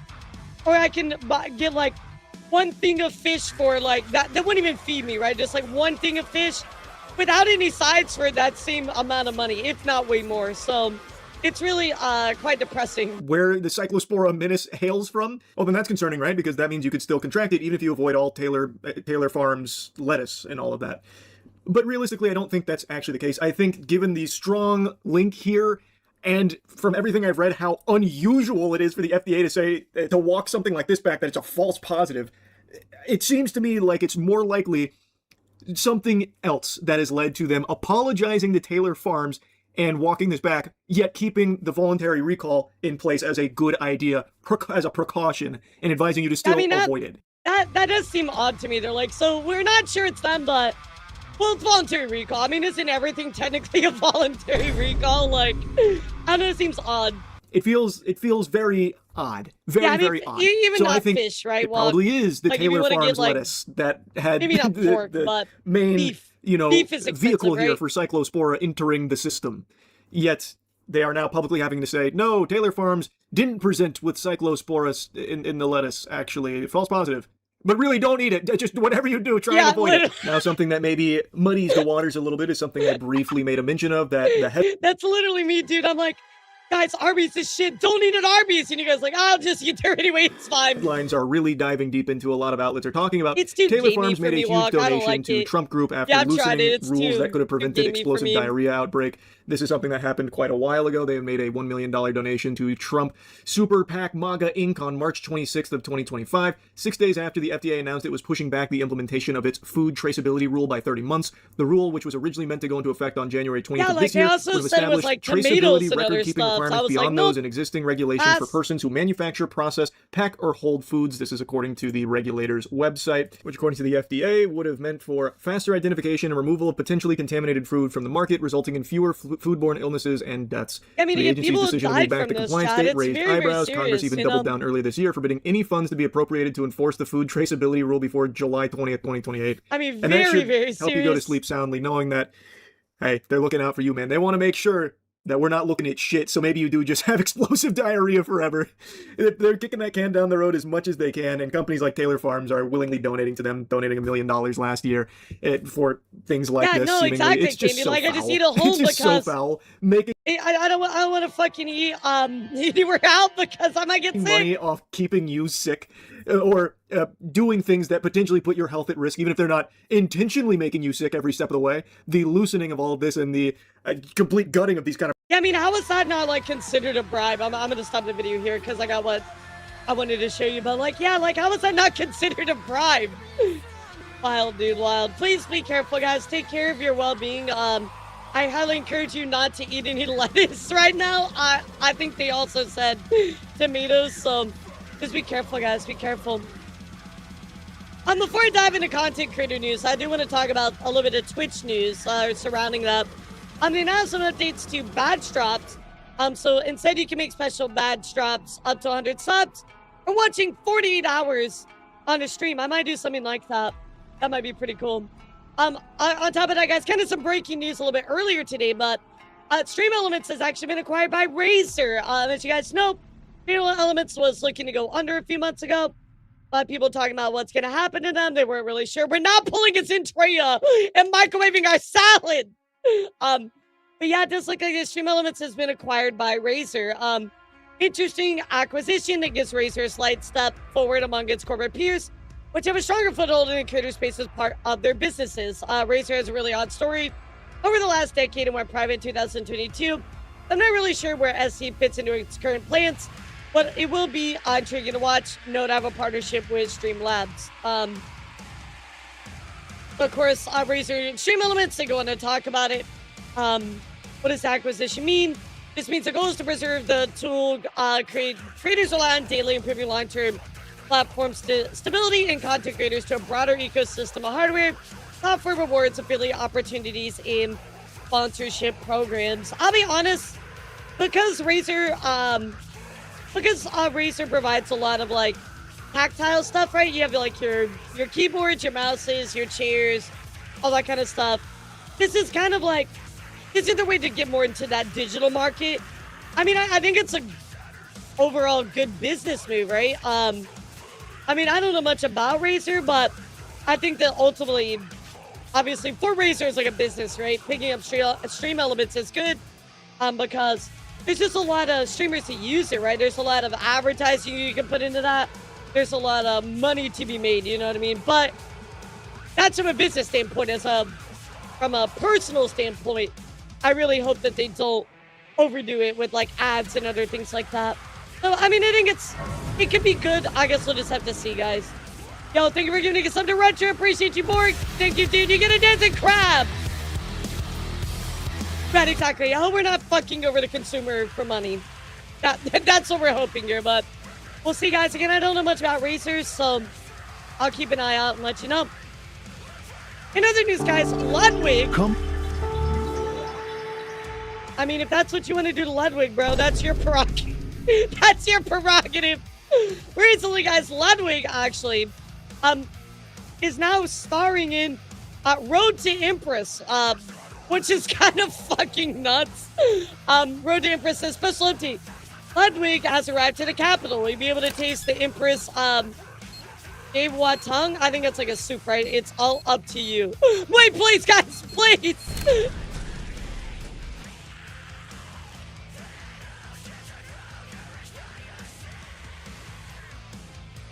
isn't this actually like kind of crazy? But if you don't know about this, Road to Empress is an interactive palace drama. And of course, players can actually meet Ludwig, who is known as the Prince of Fulling, after completing the main story by selecting a tin court. Ludwig literally did travel to China to film the scenes. He delivered the formal dialogue. And of course, within the thing, you can choose what decides his ultimate fate. The court favor or this soup, whatever this is. What the fuck is that? Why is this a thing? This is crazy. Like, what's going on? Yeah, it's so strange. So of course, Ludwig kind of talks about this even more. He says it happened and finally Road to Empress 2. Had to watch my scene on stream. Now, how did this happen, guys? Yeah, but where did this come from? I mean, I don't really care. Like, it doesn't bother me. It's just like, I don't know, it's like a weird crossover, right? Like, why did this happen, you know? Feels so strange. Well, this literally happened, guys, because Ludwig literally just fucking asked. That's it. There's no, like, deep lore. There's no, like, oh, yeah, so we're doing this because of this, XYZ. It's only because Ludwig just asked. It's literally that easy. Ludwig says it's crazy this work. Road to Empress official. Thank you for playing our game. We hope you and your community had a great time with Road to Empress. Means a lot to our team, and we can't wait to share what's coming next. Let me act in one of the DLCs. That's a wonderful idea. After discussing this with our dev team, the answer is yes. We sent you an invitation email with the primary concept. Take a look. This literally happened 9 months ago. He just fucking asked to be in the DLC, and they're like, okay, sounds good. And they put him in it. They put him in it. What the fuck, dude? I mean, I guess that's cool. Like, yeah, good for him. I guess it's very odd. Like, it's not a crossover or anything you expect, but he's in it. Then all he did is just have to ask him, yeah, here, have this random American to flirt with. But he did travel to China. He put in the work, so I thought this was really fucking funny and interesting. So, in other news, guys, I did want to let you know, very unfortunate, kind of a very big deal, actually, but Jean Gibson, also known as Rosie the Riveter, did pass away a few days ago, guys. I mean, literally one of the most well-known American icons in the entirety of history. You know what I mean? This is absolutely a huge, crazy loss. So, amazing woman in American history. So, definitely rest in peace. But yeah, literally an actual badass in person too. So, you know the history of her. She is incredible. In other news, guys, I got some updates on David and, of course, his court proceedings. So let's go take a look at how all that is going. But he will go to trial for murder, guys. As you guys know, I reported initially when we were hearing something was going on, we weren't really sure. Well, he did, was arrested. A lot of evidence is coming out, but he will go to trial for murder. So let's take a look. Murder case against singer David will go to trial. David Burke is accused of killing 14-year-old Celeste Rivas Hernandez. Her body was discovered last year stabbed and dismembered in a car owned by Burke. Prosecutors contend that Burke initiated sex with her when she was 13 and that she threatened to expose their relationship and derail his career. Burke has pleaded not guilty to the charges, and his attorney has denied the allegations. I've definitely heard a lot of stuff surrounding this case. Apparently the parents of that poor girl that was murdered were trying to make sure there was no contact with David, but then he would like sneak her a phone. I mean, there was so much stuff going on. A very famous singer, C+0, his music was in Fortnite. It's been removed. Very big story. That's spanned across not just this in itself, but gaming and other things like that. But absolutely horrible, evil human being. Joining us to break down the judge's decision and what this trial could look like is attorney Rachel Fassé. Thank you so much for being with us again this morning. The judge found there is enough evidence to proceed. Can you talk about how significant that ruling is? That is a very unsurprising ruling, a preliminary hearing. Remember, they're only establishing probable cause. Oh yeah, Dan, not all the text messages were just god-awful. Not even more likely than not. So we're around a 20 to 40% chance that he did it. in the ways that the prosecution has alleged, with the special circumstances that they have alleged. And they have said all of that. I think there is a 20 to 40% chance that a jury will find that he is guilty if this trial goes forward, and he's letting the trial go forward. So it's significant in that we reach a jury. We're going to the next. I mean, there's so much about this case. I've kind of covered it here and there multiple times, but there were some text messages that I don't think I covered that part, but I mean, it's heinous what's in there, guys. Apparently, I don't know if this part's true or not, but apparently that poor girl was pregnant and he forced her to have an abortion. I mean, like, she was only 13 years old, you know what I mean? I just really, really horrible, very messed up case. Again, I don't know if all of that's true. I just was kind of reading some of the stuff about it, so take that part with a grain of salt, but I mean, it's a very heinous case. What I covered when I first started was he found her body in his car. And then he also had purchased, some items to, like, basically, like, cremate and burn her body. It was very, very awful. But it is in no way surprising given the evidence we have seen over the course of the last week. And we have seen so much evidence over the last week with really emotional and graphic testimony at times. How much of what we've heard there is likely to make it before the jury? Almost all of it. I mean, all of it. It's been entered into all of this again in front of a jury. It may be more fleshed out. It may have more detail, and the defense will likely challenge it much harder in front of a jury. Some of it may be excluded. The defense is going to work hard to exclude specific evidence. They will rely on just because they're not allowed cameras half the time, Candy. That's why. Of how it was they do the drawings? Provided from one person to a next, which is called chain of custody. So they're going to make arguments that this evidence shouldn't come in, but if it's up to the prosecution, all of what we have seen and much, much more will all come back to us again during the trial. Well, that's prosecutors presented DNA evidence, digital evidence, financial records, text messages, as we're talking about just a substantial amount of evidence. Yeah, here. I really encourage you guys to go look at all those text messages. I mean, it's gross. I think there's a few things the defense will absolutely use to try to prove his innocence, and one is the chainsaw. There was not blood found on the chainsaws that came into evidence. That's a huge deal given the fact that she was dismembered. Now, there may be a missing chainsaw. I was gonna say, just because there is a chainsaw that does not have blood on it does not mean that a chainsaw was not used.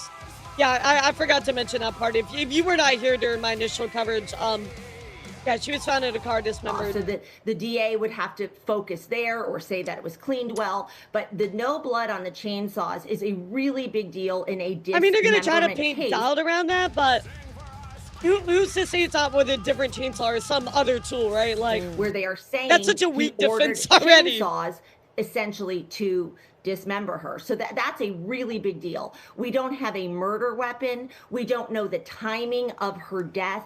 Anything relating to her body is really subject to debate and subject to a lot of questioning, because there is no way that an expert will be able to conclude her timing of death, the exact manner of death, and establish that timeline. So that's really, I think, where the defense is going to hone in. That's actually really horrible.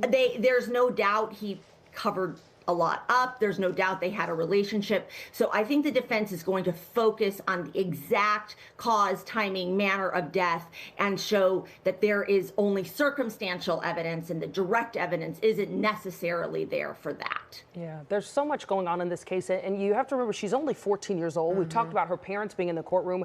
I thought it was interesting, a lot of the testimony yesterday focused on her parents, that they apparently knew the two of them had a relationship because they signed a consent waiver. No justice will ever be enough for her life, right? Some point for her to travel with him. Allegedly, oh yeah, you're really gonna look at the text, guys, because it proves a lot.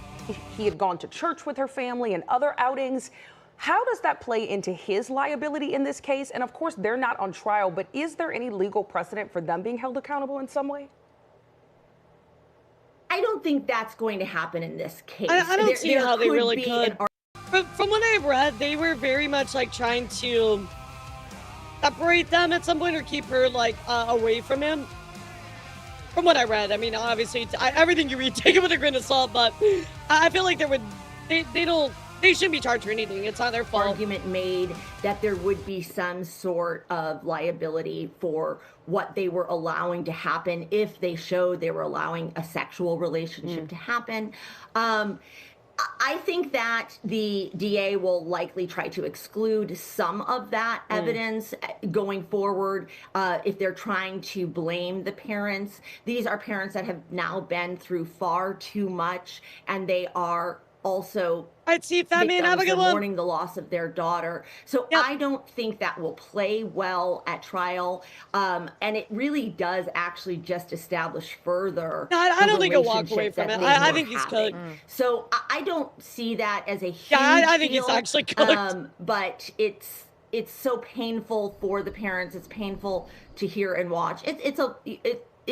There's a lot of judgment that would be associated with that, but I don't think that lessens how this played out with him.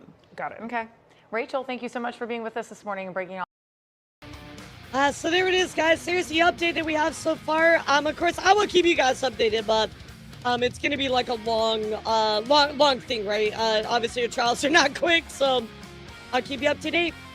The other day, guys, you might remember, I might have to go scroll down on my Twitter page here really quick, but I had actually put this thing out the other day. If I can find it. That was talking about Iron Mouse. And sadly, guys, Iron Mouse received a threat and harassment because BB No Money's Apple Music was hacked.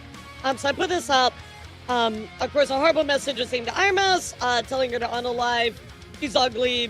He does inappropriate things with children. I mean, just really, really horrible message. Well, what I'm going to talk about today, guys, is actually... This is a part of a bigger thing from what I can tell.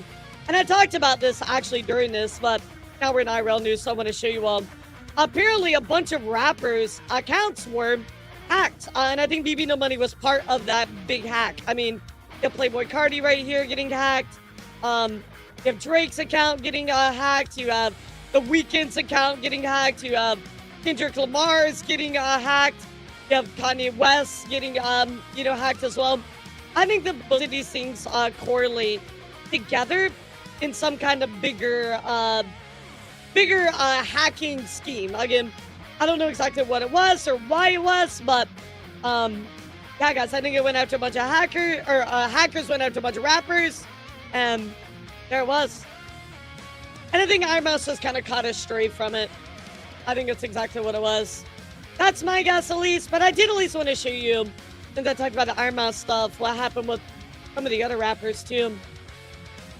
In other news, guys, I'm shocked by this. If you don't keep up with Mike Kloom, Mike Kloom literally was like, I don't know, he's like the boogeyman. He like appeared out of nowhere.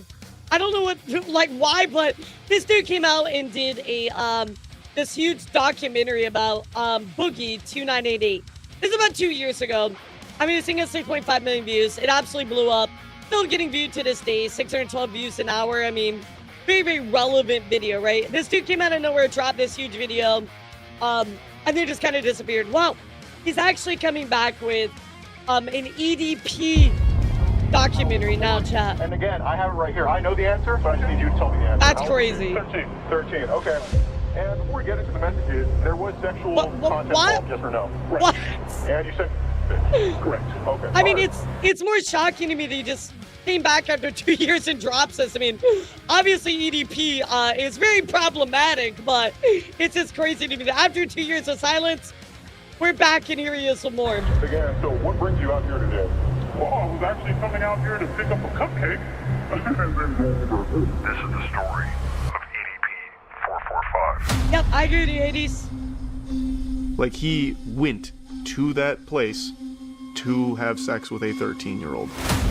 Yep. Definitely viewer discretion is advised. You know, dude's a perverted dude. EDP, we have Gideon and Mark. Oh my god, Gideon and Charlie. Yeah, Charlie and Gideon. He sent me videos of him masturbating. New evidence? I would say we gotta watch completely this. Innocent. Yeah, we gotta watch this. What advice would I give to EDP 445? You need to stop doing this documentary. fucking a bitch's innocence away, you know?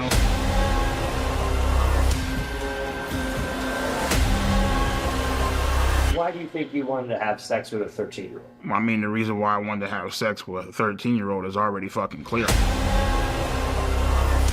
What? I'm sorry, what? Oh, this is gonna be... Oh, well, he was talking to 13 and 12-year-olds. Fuck all that.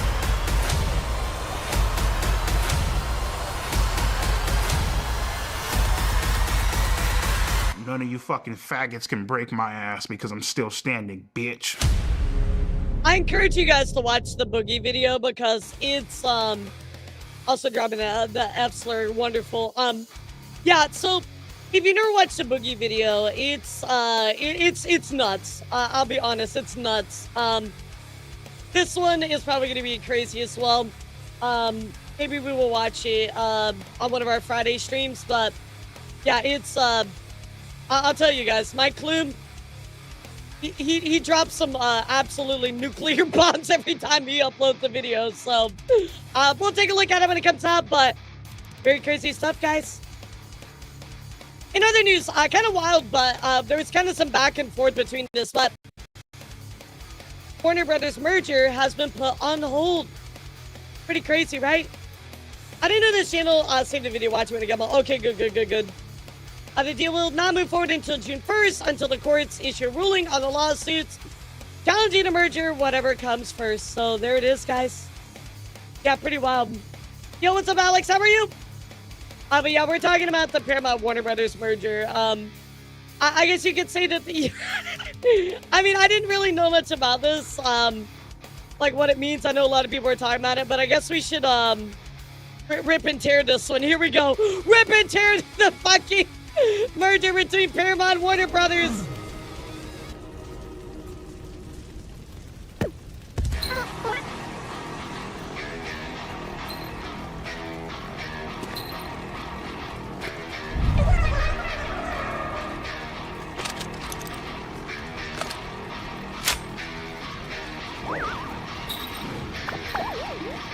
Wild.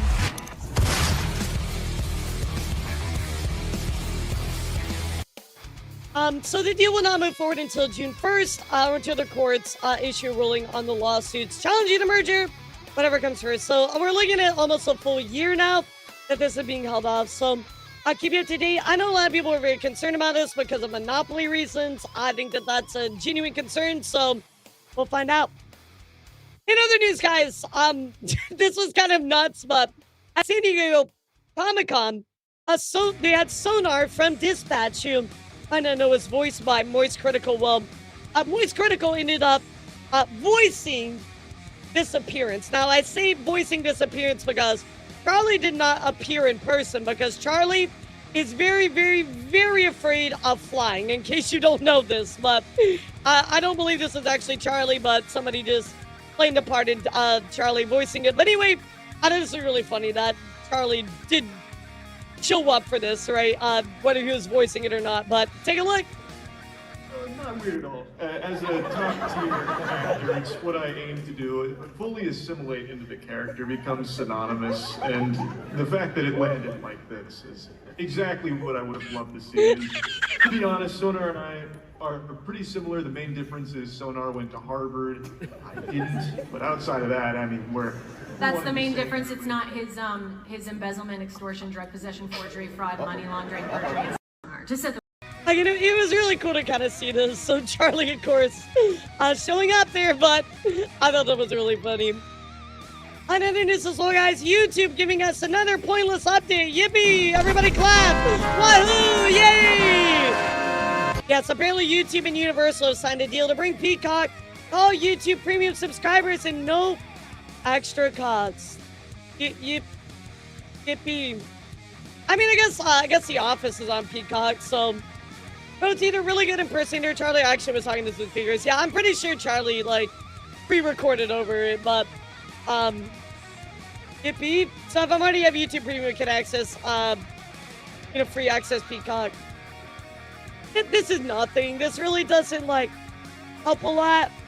I mean, yeah, Peacock has some stuff. I guess yippee, there is a little bit to this, but I don't know. I think it's this, ooh, shiny, look away from all the other problems. In other news, guys, LinkedIn is going all in against AI slop.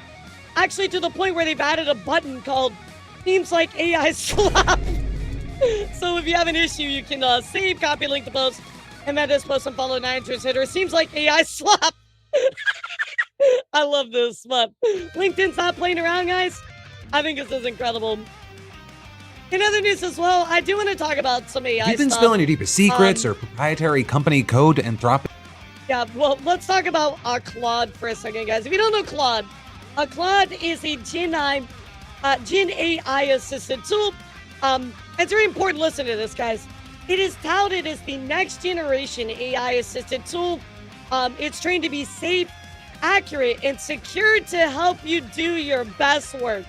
Let me say that again. Claude is trained to be safe, accurate, and secure, guys. So let's talk about what happened with the Claude private chats.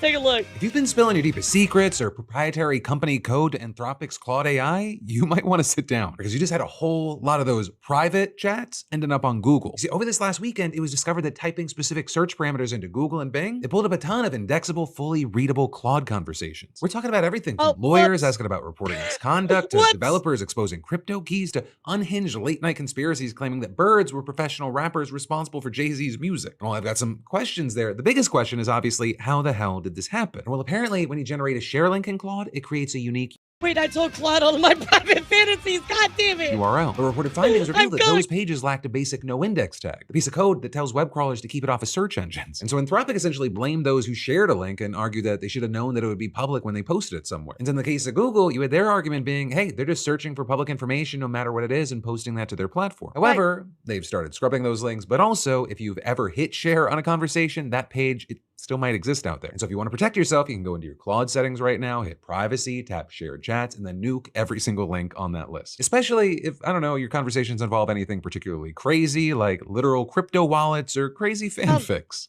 If you've been spilling... So again, chat, there was an argument of, well, look guys, you did kind of consent to it, you know, you shared it, it was public, this and that, but people were scrubbing it, Google kind of argued the same thing. So obviously the users are very upset by it. Safe, accurate, and secure Claude claims. And didn't Elon say the same thing about Grok? Yeah, exactly. And they're still dealing with that, Killa, but I think ultimately this is probably very problematic for a lot of users, obviously, because things that they were looking at on Claude is now in public. They were under that impression. So there it is, guys. That's what recently happened with Claude. But I thought it was very interesting that they, you know, tout themselves as, oh, safe, accurate, and secure. And it's like, well, you also had this very private search information freely accessible to be searched by anybody, you know? But it burns us singing rappers for Jay-Z songs, yeah. Well, Philip says Elara, no. Legion says Elara, no. What happened? What happened? Modern tools should be built with privacy in mind. Rather than anything else first. Right. I mean, like, to be fair, I guess in their defense, they didn't say that it wouldn't be put out there, but why do I have two people typing Elara no? Is my stream down or something? Like, my stuff got leaked. Huh?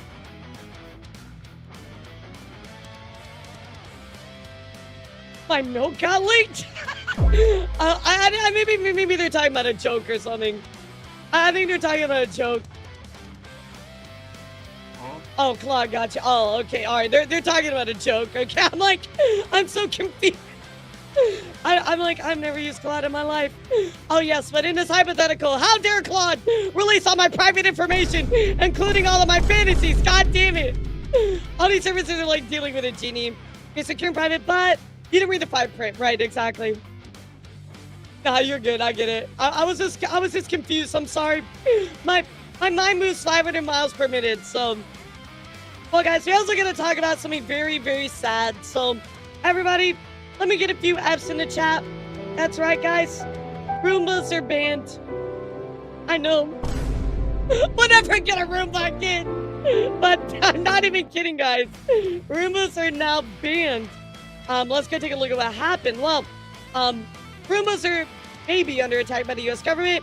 U.S. Federal Communication Commission announced on July 28th that it's banning new foreign-made robotic devices due to national security threats. A Roomba is a vacuum, an automated vacuum. Though not explicitly outlined, Roombas and other self-sufficient vacuums manufactured outside the country may fall under that ban. FCC Deputy Communications Director and Policy Advisor Will confirmed to USA Today that the ban does cover vacuums.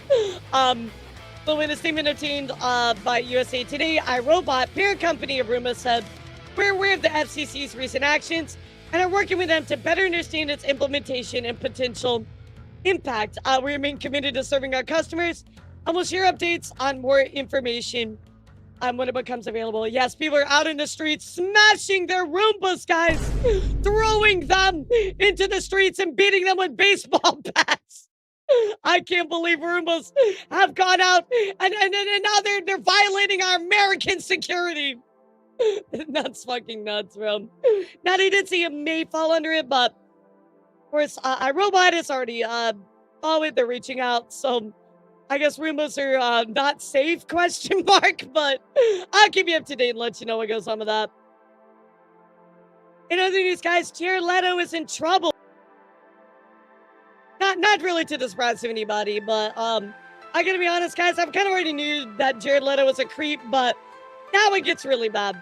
4 women, according to a BBC article, have accused Jared Leto of alleged sexual misconduct and assault that took place when they were teenagers. The BBC has seen photos and messages that corroborate the women's accounts, as well as indicate that Leto sent one woman. So let's go take a look here at the BBC stuff.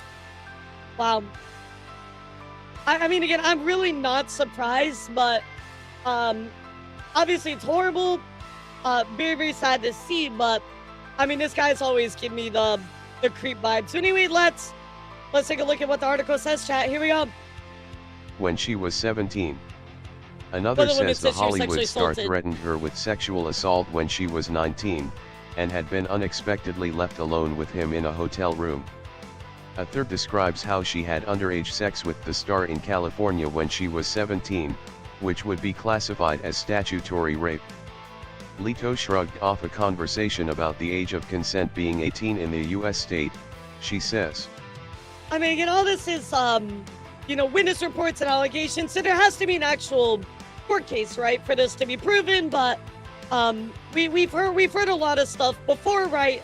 Like Akila said, there's been a history of this rumor behavior, so obviously this does have to be resolved in court for it to be 100% considered true, but I think these allegations are very important, and also I think there's a lot of history to kind of back that up, but let's continue. The fourth woman describes being groomed by Leto, saying he abused his celebrity status by making repeated sexually explicit phone calls to her when she was 16.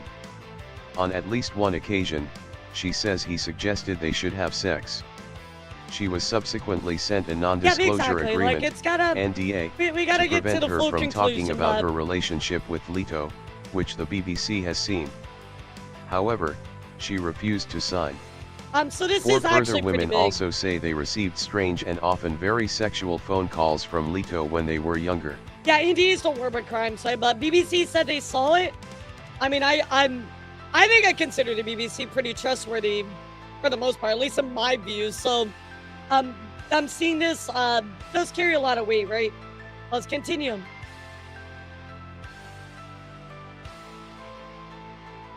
Another woman says, when she was 14, he instructed a security guard to take her backstage at a music festival after having made a lewd comment about her chest during an autograph signing.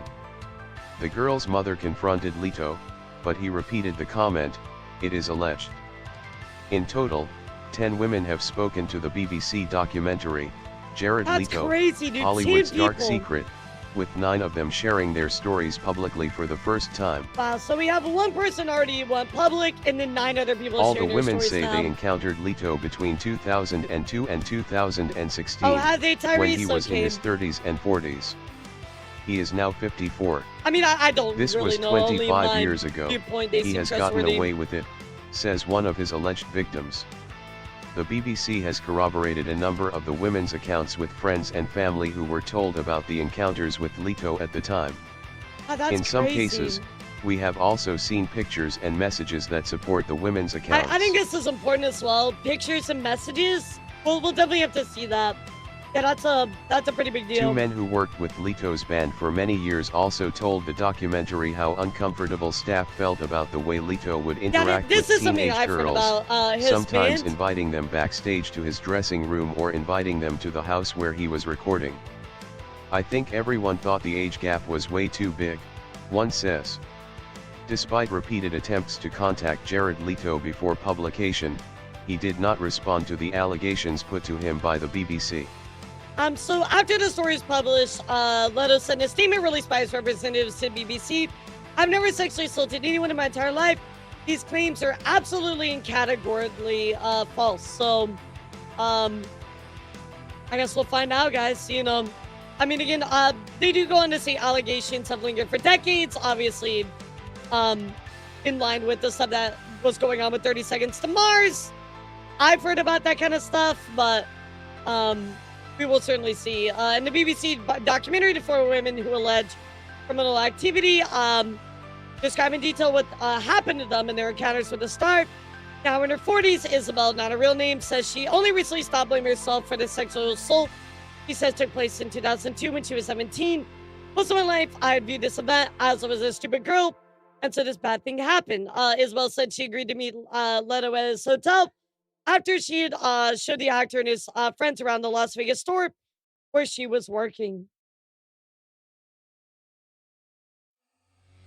Yeah, I think this is some of the older stuff, talking about like 30 Seconds to Mars, talking about some of the older things that happened with that. So I guess we'll be looking forward to what comes out about this. Again, I know there was stuff with like phone calls, alleged SA surrounding like his time in the band. I guess we'll find out, guys, but more to come. Yeah, more to come on that. It's just wild. I mean, I'm not surprised, again, hearing all the stuff surrounding 30 Seconds to Mars, but I didn't realize that there was such a storied history with, you know, multiple people already talking about, like, hey, this is what happened, and it's already been documented very heavily. I thought it was just more like rumors. Another news, guys. Kai Cenat, I recently did a stream at Disney, meeting up with his friend, Tyler. Take a look here of them riding a ride together. Holy audio jump.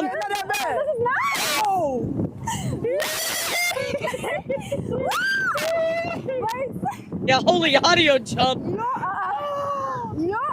Peak mic, baby. Peak mic performance.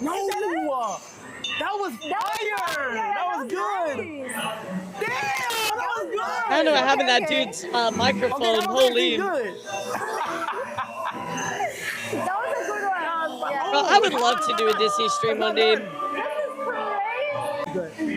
I think eventually, guys, if I stop being a VTuber, I think one day I'll just become an IRL creator and go to Disney every day. That's what I'll do. If you ever see like some lady at Disney every day, like dressed up in goth outfits and talking about her experience, that's gonna be me in the future. If you ever know where I go, that'll be it. Yeah. You can go one more time. C4, I'm going in September. Oh, it go up.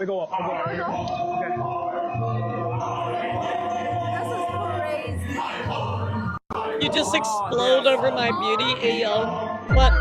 Wait. You would explode over my beauty. What exactly are you exploding there, Sigma, huh? You wanna tell the class? This is fire. It's okay, you wouldn't be the first. It's fine. I make Aya explode over my beauty every day anyway. Don't tell her something. Don't clip that. Don't clip that. Elara's Disney experience is a short dot now. Okay.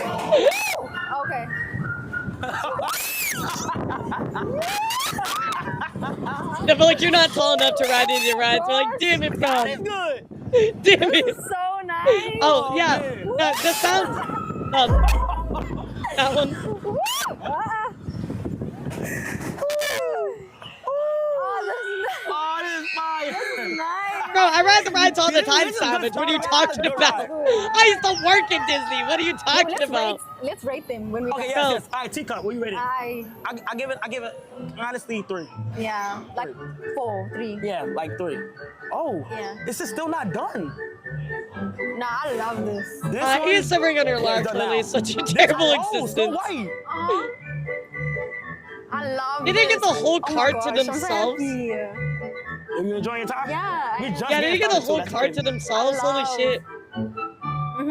Okay. I love it. Okay, so this one I rated like a 7.5. I would say 10. Really? I like 7 to a mine too. But I had fun. Yeah, exactly, Cam. I'll give it an 8. I don't know, like, I'm very cautious with that kind of stuff, especially with like past issues, but I don't know, maybe one day we'll see. So I thought it was really cool that, of course, they went to, this whole Disney trip. It was very, very cute. We are going to go back and talk about Kai here in just a moment, Streamer University, because I never did a wrap-up on it, and I found a really good video that I wanted to talk about, but I do want to get into a major story today, chat, and that is eBay having to pay a couple billions of dollars. That is right, guys. eBay had to agree to pay nearly $50 million to this couple who was sent cockroaches, bloody pig masks, all kinds of other horrible things. The settlement with David and Ina Steiner resolves more than 6 years of criminal and civil proceedings, guys. Let's go take a look at the wrap-up of this, and we'll go through this article. But, guys, this story is fucking nuts. I mean, This is easily the crazy. I have no words. I have no words for you. It's wild as fuck. Take a look. Story this week. eBay and its former executives are now paying nearly $56 million to settle a case that sounds less like corporate business and more like just a horror movie script. Right? Because back in 2019, you had David and Ina Steiner running a modest newsletter covering e-commerce news. But then when they published articles that were critical of eBay, the company leadership, they didn't just ignore it and move on with their multi-billion-dollar business. Instead, you had former CEO Devin Wenig literally texting another executive saying it was time to crush Ina and take her down. So to get this straight, chat, there is people that had a little newsletter. They were critical of eBay, and eBay said, you know what we should do? Instead of ignoring this, we should take all of our force of eBay and crush this poor couple. And this resulted in horrible things happening to this couple, chat, which you're going to see. And eBay employees, they took that very, very literally. I mean, what followed they did, chat. What? Was a full-blown terror campaign. It was. We're talking live spiders, boxes of cockroaches, a bloody pig's head mask, a funeral wreath, and pornographic magazines sent to their neighbors in David's name. And So literally, eBay employees took this as a mask off. They decided to send them, again, a pig mask, live spiders, cockroaches, death threats, all kinds of horrible, horrible things, chat. I mean, it was really fucking disgusting. All over a newsletter that criticized them. Didn't have it stopping there because eBay security staff literally flew across the country to stalk the couple. They tailed them in rental cars. They even tried to put a GPS tracker on their car. 7 former employees ended up facing criminal charges and prison time over all this, and eBay itself already paid a $3 million criminal penalty. But there wasn't just the criminal penalty because obviously the Steiners were going to sue eBay and everyone else involved in civil court. And you now have that being settled with eBay and 3 former top executives shelling out $55.7 million. You got the couple getting nearly $49 million. But if you would have just walked away, they paid $3 million for criminal charges, and now they paid this as well. I mean, they paid basically $60 million at the end of the day. That's insane, dude. That's literally insane. Like, yeah, literally, bricks and minifigs, hold my beer, bro. Here comes eBay. eBay is donating millions to charity, and former CEO Devin Wenig is personally paying $2 million. With that, including a payout to a free speech nonprofit, other execs are paying out $500,000 each. And you have eBay saying that what happened was wrong and reprehensible, which, those are probably the tamest words you could use for what happened. I mean, absolutely crazy, Bear. Oh, I know, guys. If you don't know, it's been exactly a year since Bear passed away. I know it's crazy to think it's been an entire year, chat, but I definitely miss her every day, my sweet baby. But yeah, it's been a year, guys. Isn't that crazy? I know I miss her so much. I think about her all the time. Oh, 7s for Bear, please.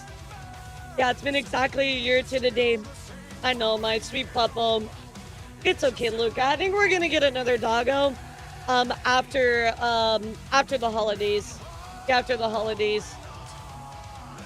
People have asked me my plan. Like, if you want to know my plans coming up, I think my plan is to stream to the end of January for right now. We'll see. I think my plan right now is to stream until the end of January to hit 2 years. And then I think I'm going to take a break. And then I might end the subathon at that point. I think 2 years is enough. I'll probably have to cut the subathon somehow, but that would be at the end of January. So we'll see though. I'm contemplating a lot right now, but thank you guys. I appreciate it. Yeah, she had really horrible seizures. Yeah, she had epilepsy. It got really, really bad. The medicine just destroyed her liver. Yeah, it was just, you know, I had to make a really difficult decision, but I didn't want her to be in pain anymore. And there was really just no really good path for her, right? She was either going to have horrible seizures and heal her liver, or her liver was not going to function properly. You know, and that's already very, very problematic. Yeah, it was. I was not good a year ago, guys. I don't know how I got through streams. I'm gonna be honest. But I do miss her, and I appreciate all your guys for all of your support. But yeah, I'm thinking at the end of January is I might have to manually end the subathon, guys. I don't know if you guys are ever gonna let me go, but that's a while for now. So we're aiming towards day 600 first. We'll take one step at a time. Take one step at a time. So, but anyway, going back to the eBay thing, sorry. I think this whole case is absolutely insane, guys. I mean, again, they were getting sent 5 insects, funerals, bloody pig Halloween masks. I mean, they literally went mask off to torture this couple, literally just from the fact that they criticized them in a newsletter. Like, what? A fucking small-time newsletter. You're gonna do this shit to them. I mean, absolutely nuts, guys. And now they had to pay big for it 6 years later. Did you buy something at eBay before any of this? No, I don't think I buy anything off eBay. I don't think I've ever even interacted with eBay. Allowing you not to be in paid anymore. Yeah, I appreciate it. Yeah, I mean, it was the former CEO, right? I don't think they're there anymore, obviously, but all those people are having to certainly pay the price. The craziest. But, very, very crazy situation overall, guys. Definitely wanted to talk about it today. And of course, I want to look at a video that kind of wrapped up everything about Streamer University, guys. I know that Streamer University, we didn't really talk about it a lot, but I'll be honest, all of it was just wild. I feel like Streamer University definitely had its own issues. Obviously, it's coming back next year, but I do want to talk about the issues they had.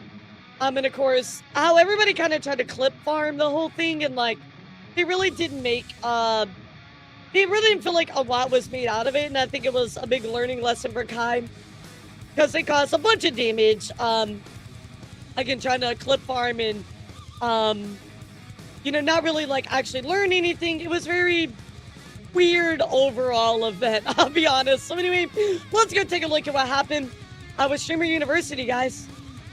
Yeah, I was like, you had Synod doing awesome stuff, you had Ludwig doing awesome stuff, and then you had people like Rakai just throwing hot sauce on girls. Like, what the fuck is going on? Come to an end. It's safe to say it was definitely something. I mean, overall, it was just a bizarre social experiment to watch unfold. And this ranges from arenas shutting down the editions due to overwhelming crowds and safety concerns to people going broke and even ending up homeless just to try to get in to Streamer University. I mean, it was a little bit more than just a mess. And it wasn't just the lead up of the actual Streamer University that had I mean, it was pure insanity, legitimately. You saw people reacted to even getting to, you know, audition for it, right? Because once everyone had been accepted and I guess school started, things only got even more chaotic because everyone was trying to, I guess, click farm and rage bait to get one viral clip, and it just turned into a massive mess. I actually hate you. I despise you. You want me to first put my hands? Get off! Get not in here. I see you on campus, Dean. Yeah. So naturally, a lot of these new streamers chose the like here's my thing, right? I feel like when an event like this, right, it's to learn and to benefit, and obviously, like, you can clip farm and, like, kind of have some fun, but I feel like there's a lot of, like, outrage and kind of, like, this, like, violence, you know what I mean? Like, that should never be glorified, or, you know, it's because a platform that Kai has, right? I think that, you know, it turned into, like, these moments, people trying to, like, clip farm, and it's like, Yeah, but there's a lot of violence and things going on as well. Yes, I know that, you know, there can be funny haha skits. I'm not saying that some things can be slapstick, but it feels just too much, you know? Like, am I crazy for thinking that, chat? Let me know. Obnoxious IRL streamer who causes controversy route, which, you know, it's like a yearly event used these days. But a lot of creators might have just ended their own streaming careers before they even really started. But regardless, Kai Cenat probably needs little to no introduction, but over the last couple of years, he's built a massive platform, broken the Twitch subscriber record multiple times, and launched something called Streamer University. He launched this concept in 2025 with the intention of helping to discover and cultivate the next generation of online talent. And it's safe to say it was a success. So that 3-day event was so popular with viewers that naturally Kai brought it back again this year, even though after the first round, he seemed unsure due to... I mean, there's a fine time to make a little bit of content, but when you go beyond the boundaries of reasonable and sensible, then you might have criticism, right? I think it was too much. A lot of the clips I saw involved violence, and I'm like, why? Like, bro, I've gotten 3 emails from Stream Elements talking to me about how Razer bought them. 3 emails, chat. How hectic it all was. I'm gonna just go ahead and say it. I do not know if I'm ever gonna do this again. I know people want it, and y'all want it, and y'all want it, and y'all want it. But I guess, bring it back sometimes you just gotta give the viewers what they want, despite the headaches that come with it. So he did it again, and this time around, it was set to be way bigger than just 3 days, and with huge names like Ludwig joining as professors. Let's see who we got. Yeah, they did, Evan. Ludwig. This is a really stacked lineup. So I mean, Kai should have probably seen the writing on the wall that this is probably gonna be just as much of a circus as the first time, because I mean, from the beginning, the audition process was just complete chaos, with people just... Now, the first one I felt like, at least in my perception, had a lot more, like, publicity. Like, I saw a lot more about it, but I don't know, like, I feel like the first one had, like, its own problems. So I think this year was worse than the first year. Out for days in advance, trying to get their chance to be in front of Kai. Stream Elements is having financial problems. We got cops out here. Look at that. So the in-person auditions were in New York, LA, and Atlanta, and all the auditions had their own sets of challenges. We're doing a whole music video out there, son. You supposed to be forming the line, bro. You can't even form the line, bro. So one creator by the name of Alexis Rivera has posted multiple videos claiming that she was unfairly removed from the line at the LA auditions. Off campus, that way. Out. You out. Wait. I didn't break any of the rules. I've been following all your guys' rules. Go.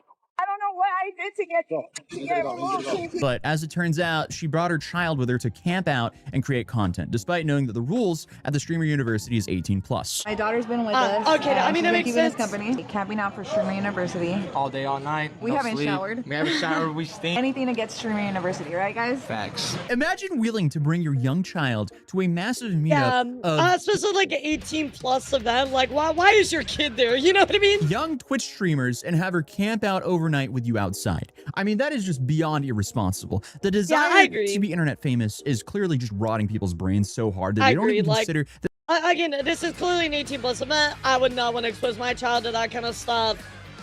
That might be just a little bit dangerous for your kid. Like, forget the fact that it was against their rules. That's just stupid. But the LA drama was nothing compared to what went down in Atlanta. And that's due to the fact that the State Farm Arena shut down the auditions because of safety concerns. Yeah, and I mean, honestly, from looking at the footage of it, yeah, that seems like a reasonable call. I mean, we just have hordes of aspiring IRL streamers all reminds me of the Disneyland Lorcana drop, like legitimately. In one area. That doesn't sound like a bad idea at all. So some people apparently traveled from other states and put themselves in debt just to wait in line and potentially have the chance to meet Kai. Take creators like Rain, who claimed that she was essentially homeless and was camping out in hotel lobbies until she got kicked out and had to find somewhere new to sleep. I can see I got all my stuff with me, my tent, all the stuff I was gonna have, and out here, nowhere, like I don't know where to go. She says that because the time and location kept changing and she was spending so much on Ubers that I guess it was becoming unsustainable. Essentially, she was doing all of this for nothing. Homeless, stranded, money lost, and money on Uber. I mean, people quit their jobs over this kind of stuff, by the way, chat, if you don't know. Ubers and no destination. I'm gonna just assume that this may not be the opportunity for me. And Rain obviously isn't the only person who temporarily went homeless and went into overdraft just to get a shot at the audition.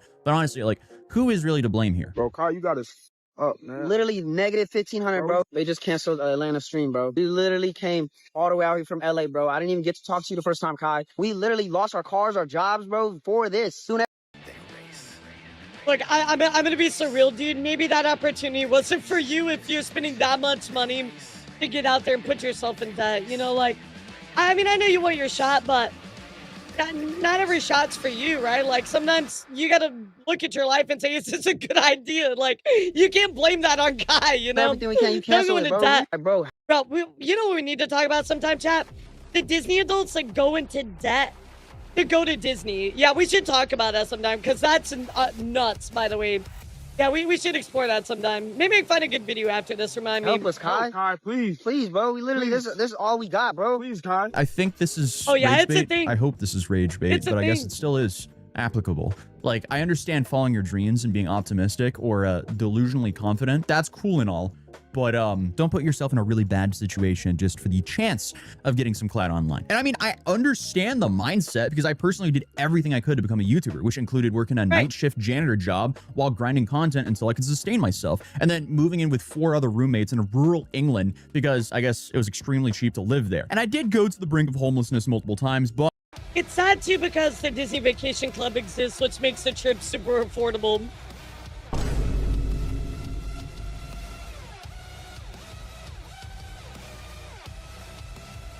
Oh, Walk, you sweet summer child.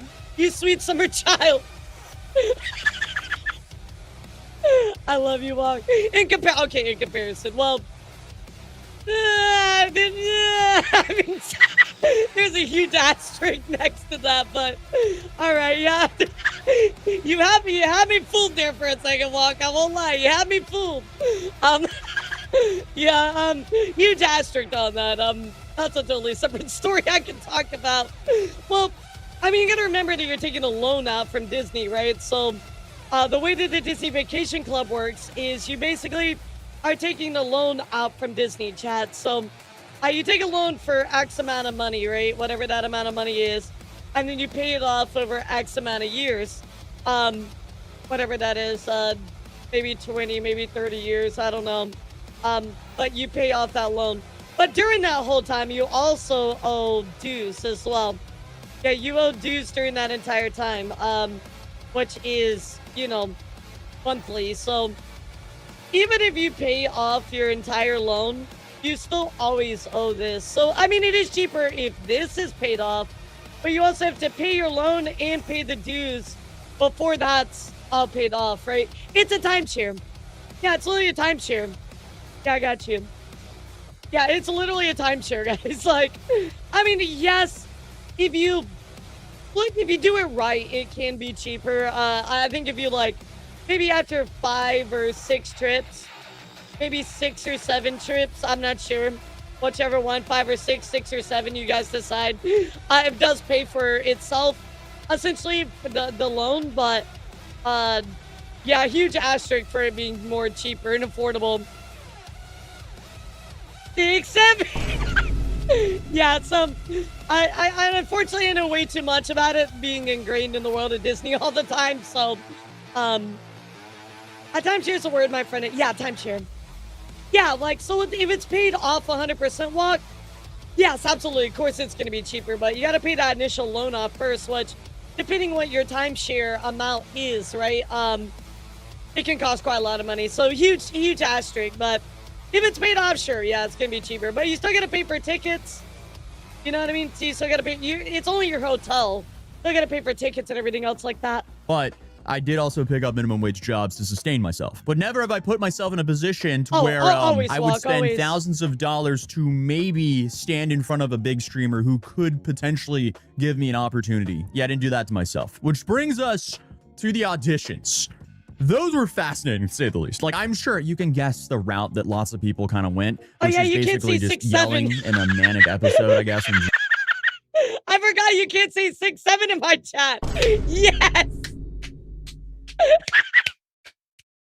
Yes. Oh my God. Yes. Yes. I'm clapping so loud. Yes. Yes. That's amazing. That's amazing. I forgot. Man, I'm so based. Jumping on furniture because it seems like way too many people did that. Let's go, baby. That's a dime. I'm great, baby. How you doing? Different. Mr. Mance, tell your man hop on over side. Get out, bro. Get out. No, get out. Get out. What is going on? Let's get out. One creator by the name of Big Loaf decided to do the same thing, but also wanted to add some flair to it and strip in his audition and was almost immediately thrown out. My boy, KC3. Talk to me. Oh, KC3. Why?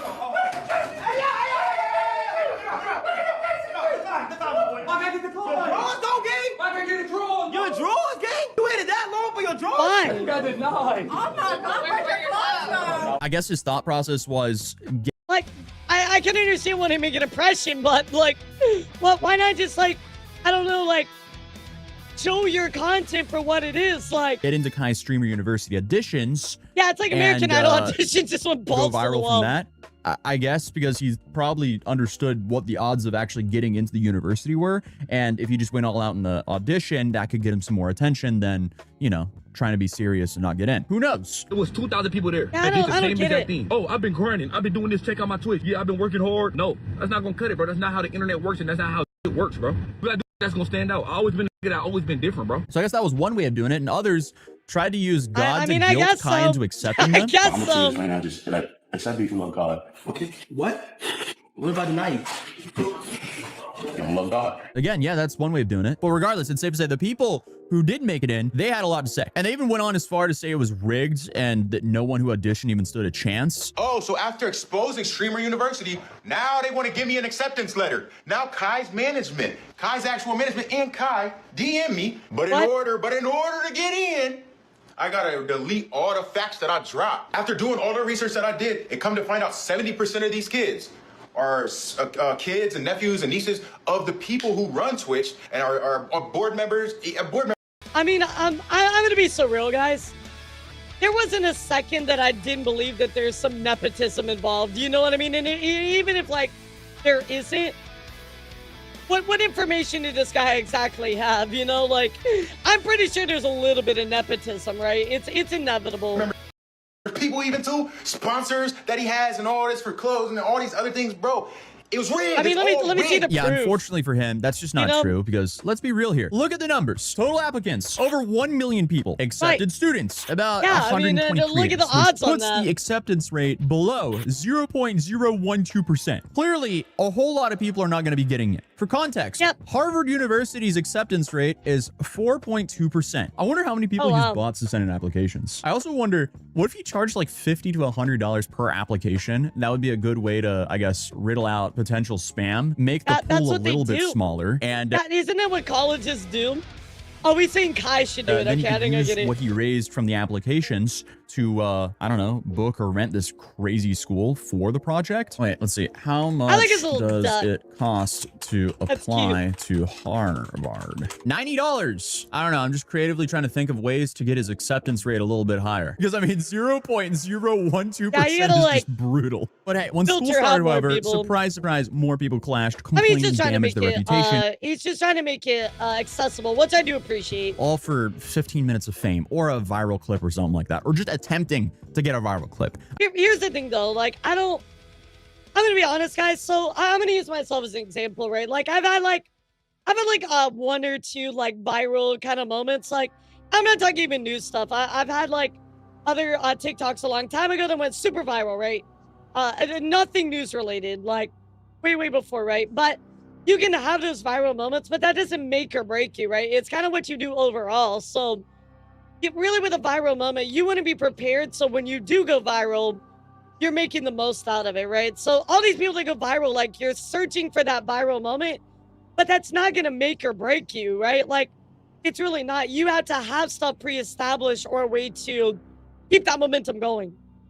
I mean, watching the Streamer University was kind of like watching a school where a majority of the people there had main character syndrome and everything was about them and what kind of clips they could get. Because like for so many streamers, it doesn't really matter what happens on the stream as long as they can get some sort of viral clip, which is why clipping culture has made streaming so much more toxic. But someone who was at the center of some of the controversy was Lacey. And this is due to the fact that I guess he tore his ACL and was using a wheelchair to get around. Streamer, here I come. Handicap coming through. Everybody, handicap coming through. And I'm not saying that he was the one causing problems. He did have that moment where he kissed a dude to attend a girl's sleepover or something like that. But I guess the main thing that involved Lacey that caused some controversy was actually due to the fact that people kept feeling the need to try to rip him from his wheelchair and run off with his wheelchair for content. Something like that. Hey, bro, come on. Come on. Dean! Come on, Dean. Come on, Dean. Not again, Dean! You can't take this. Dean, come on. I mean, I feel like it was probably just for a bit. Dean. So obviously he can still walk, but you know, one wrong move with a torn ACL and it's game over. So when university student Payday took it a little further and started pulling his leg while he yelled for her to stop, viewers immediately started. Yeah, that's Okay, I feel like now we're pushing the They're flooding boundaries, her you know? stream with criticism. I need it. Get out.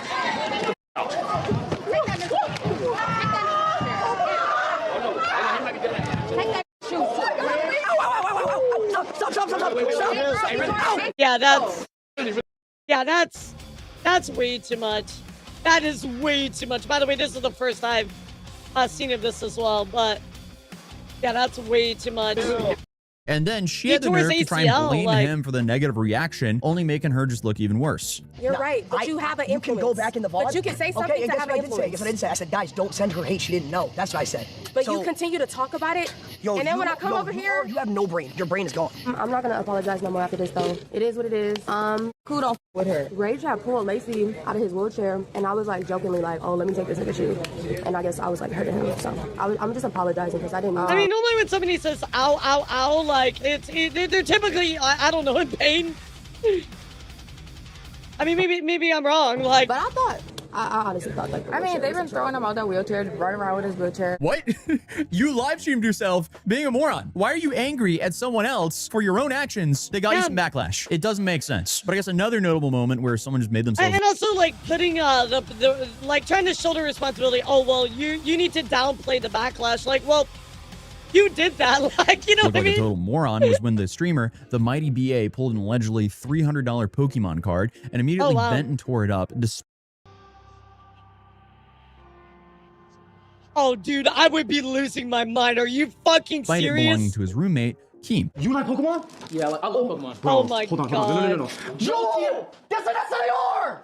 That's an SIR!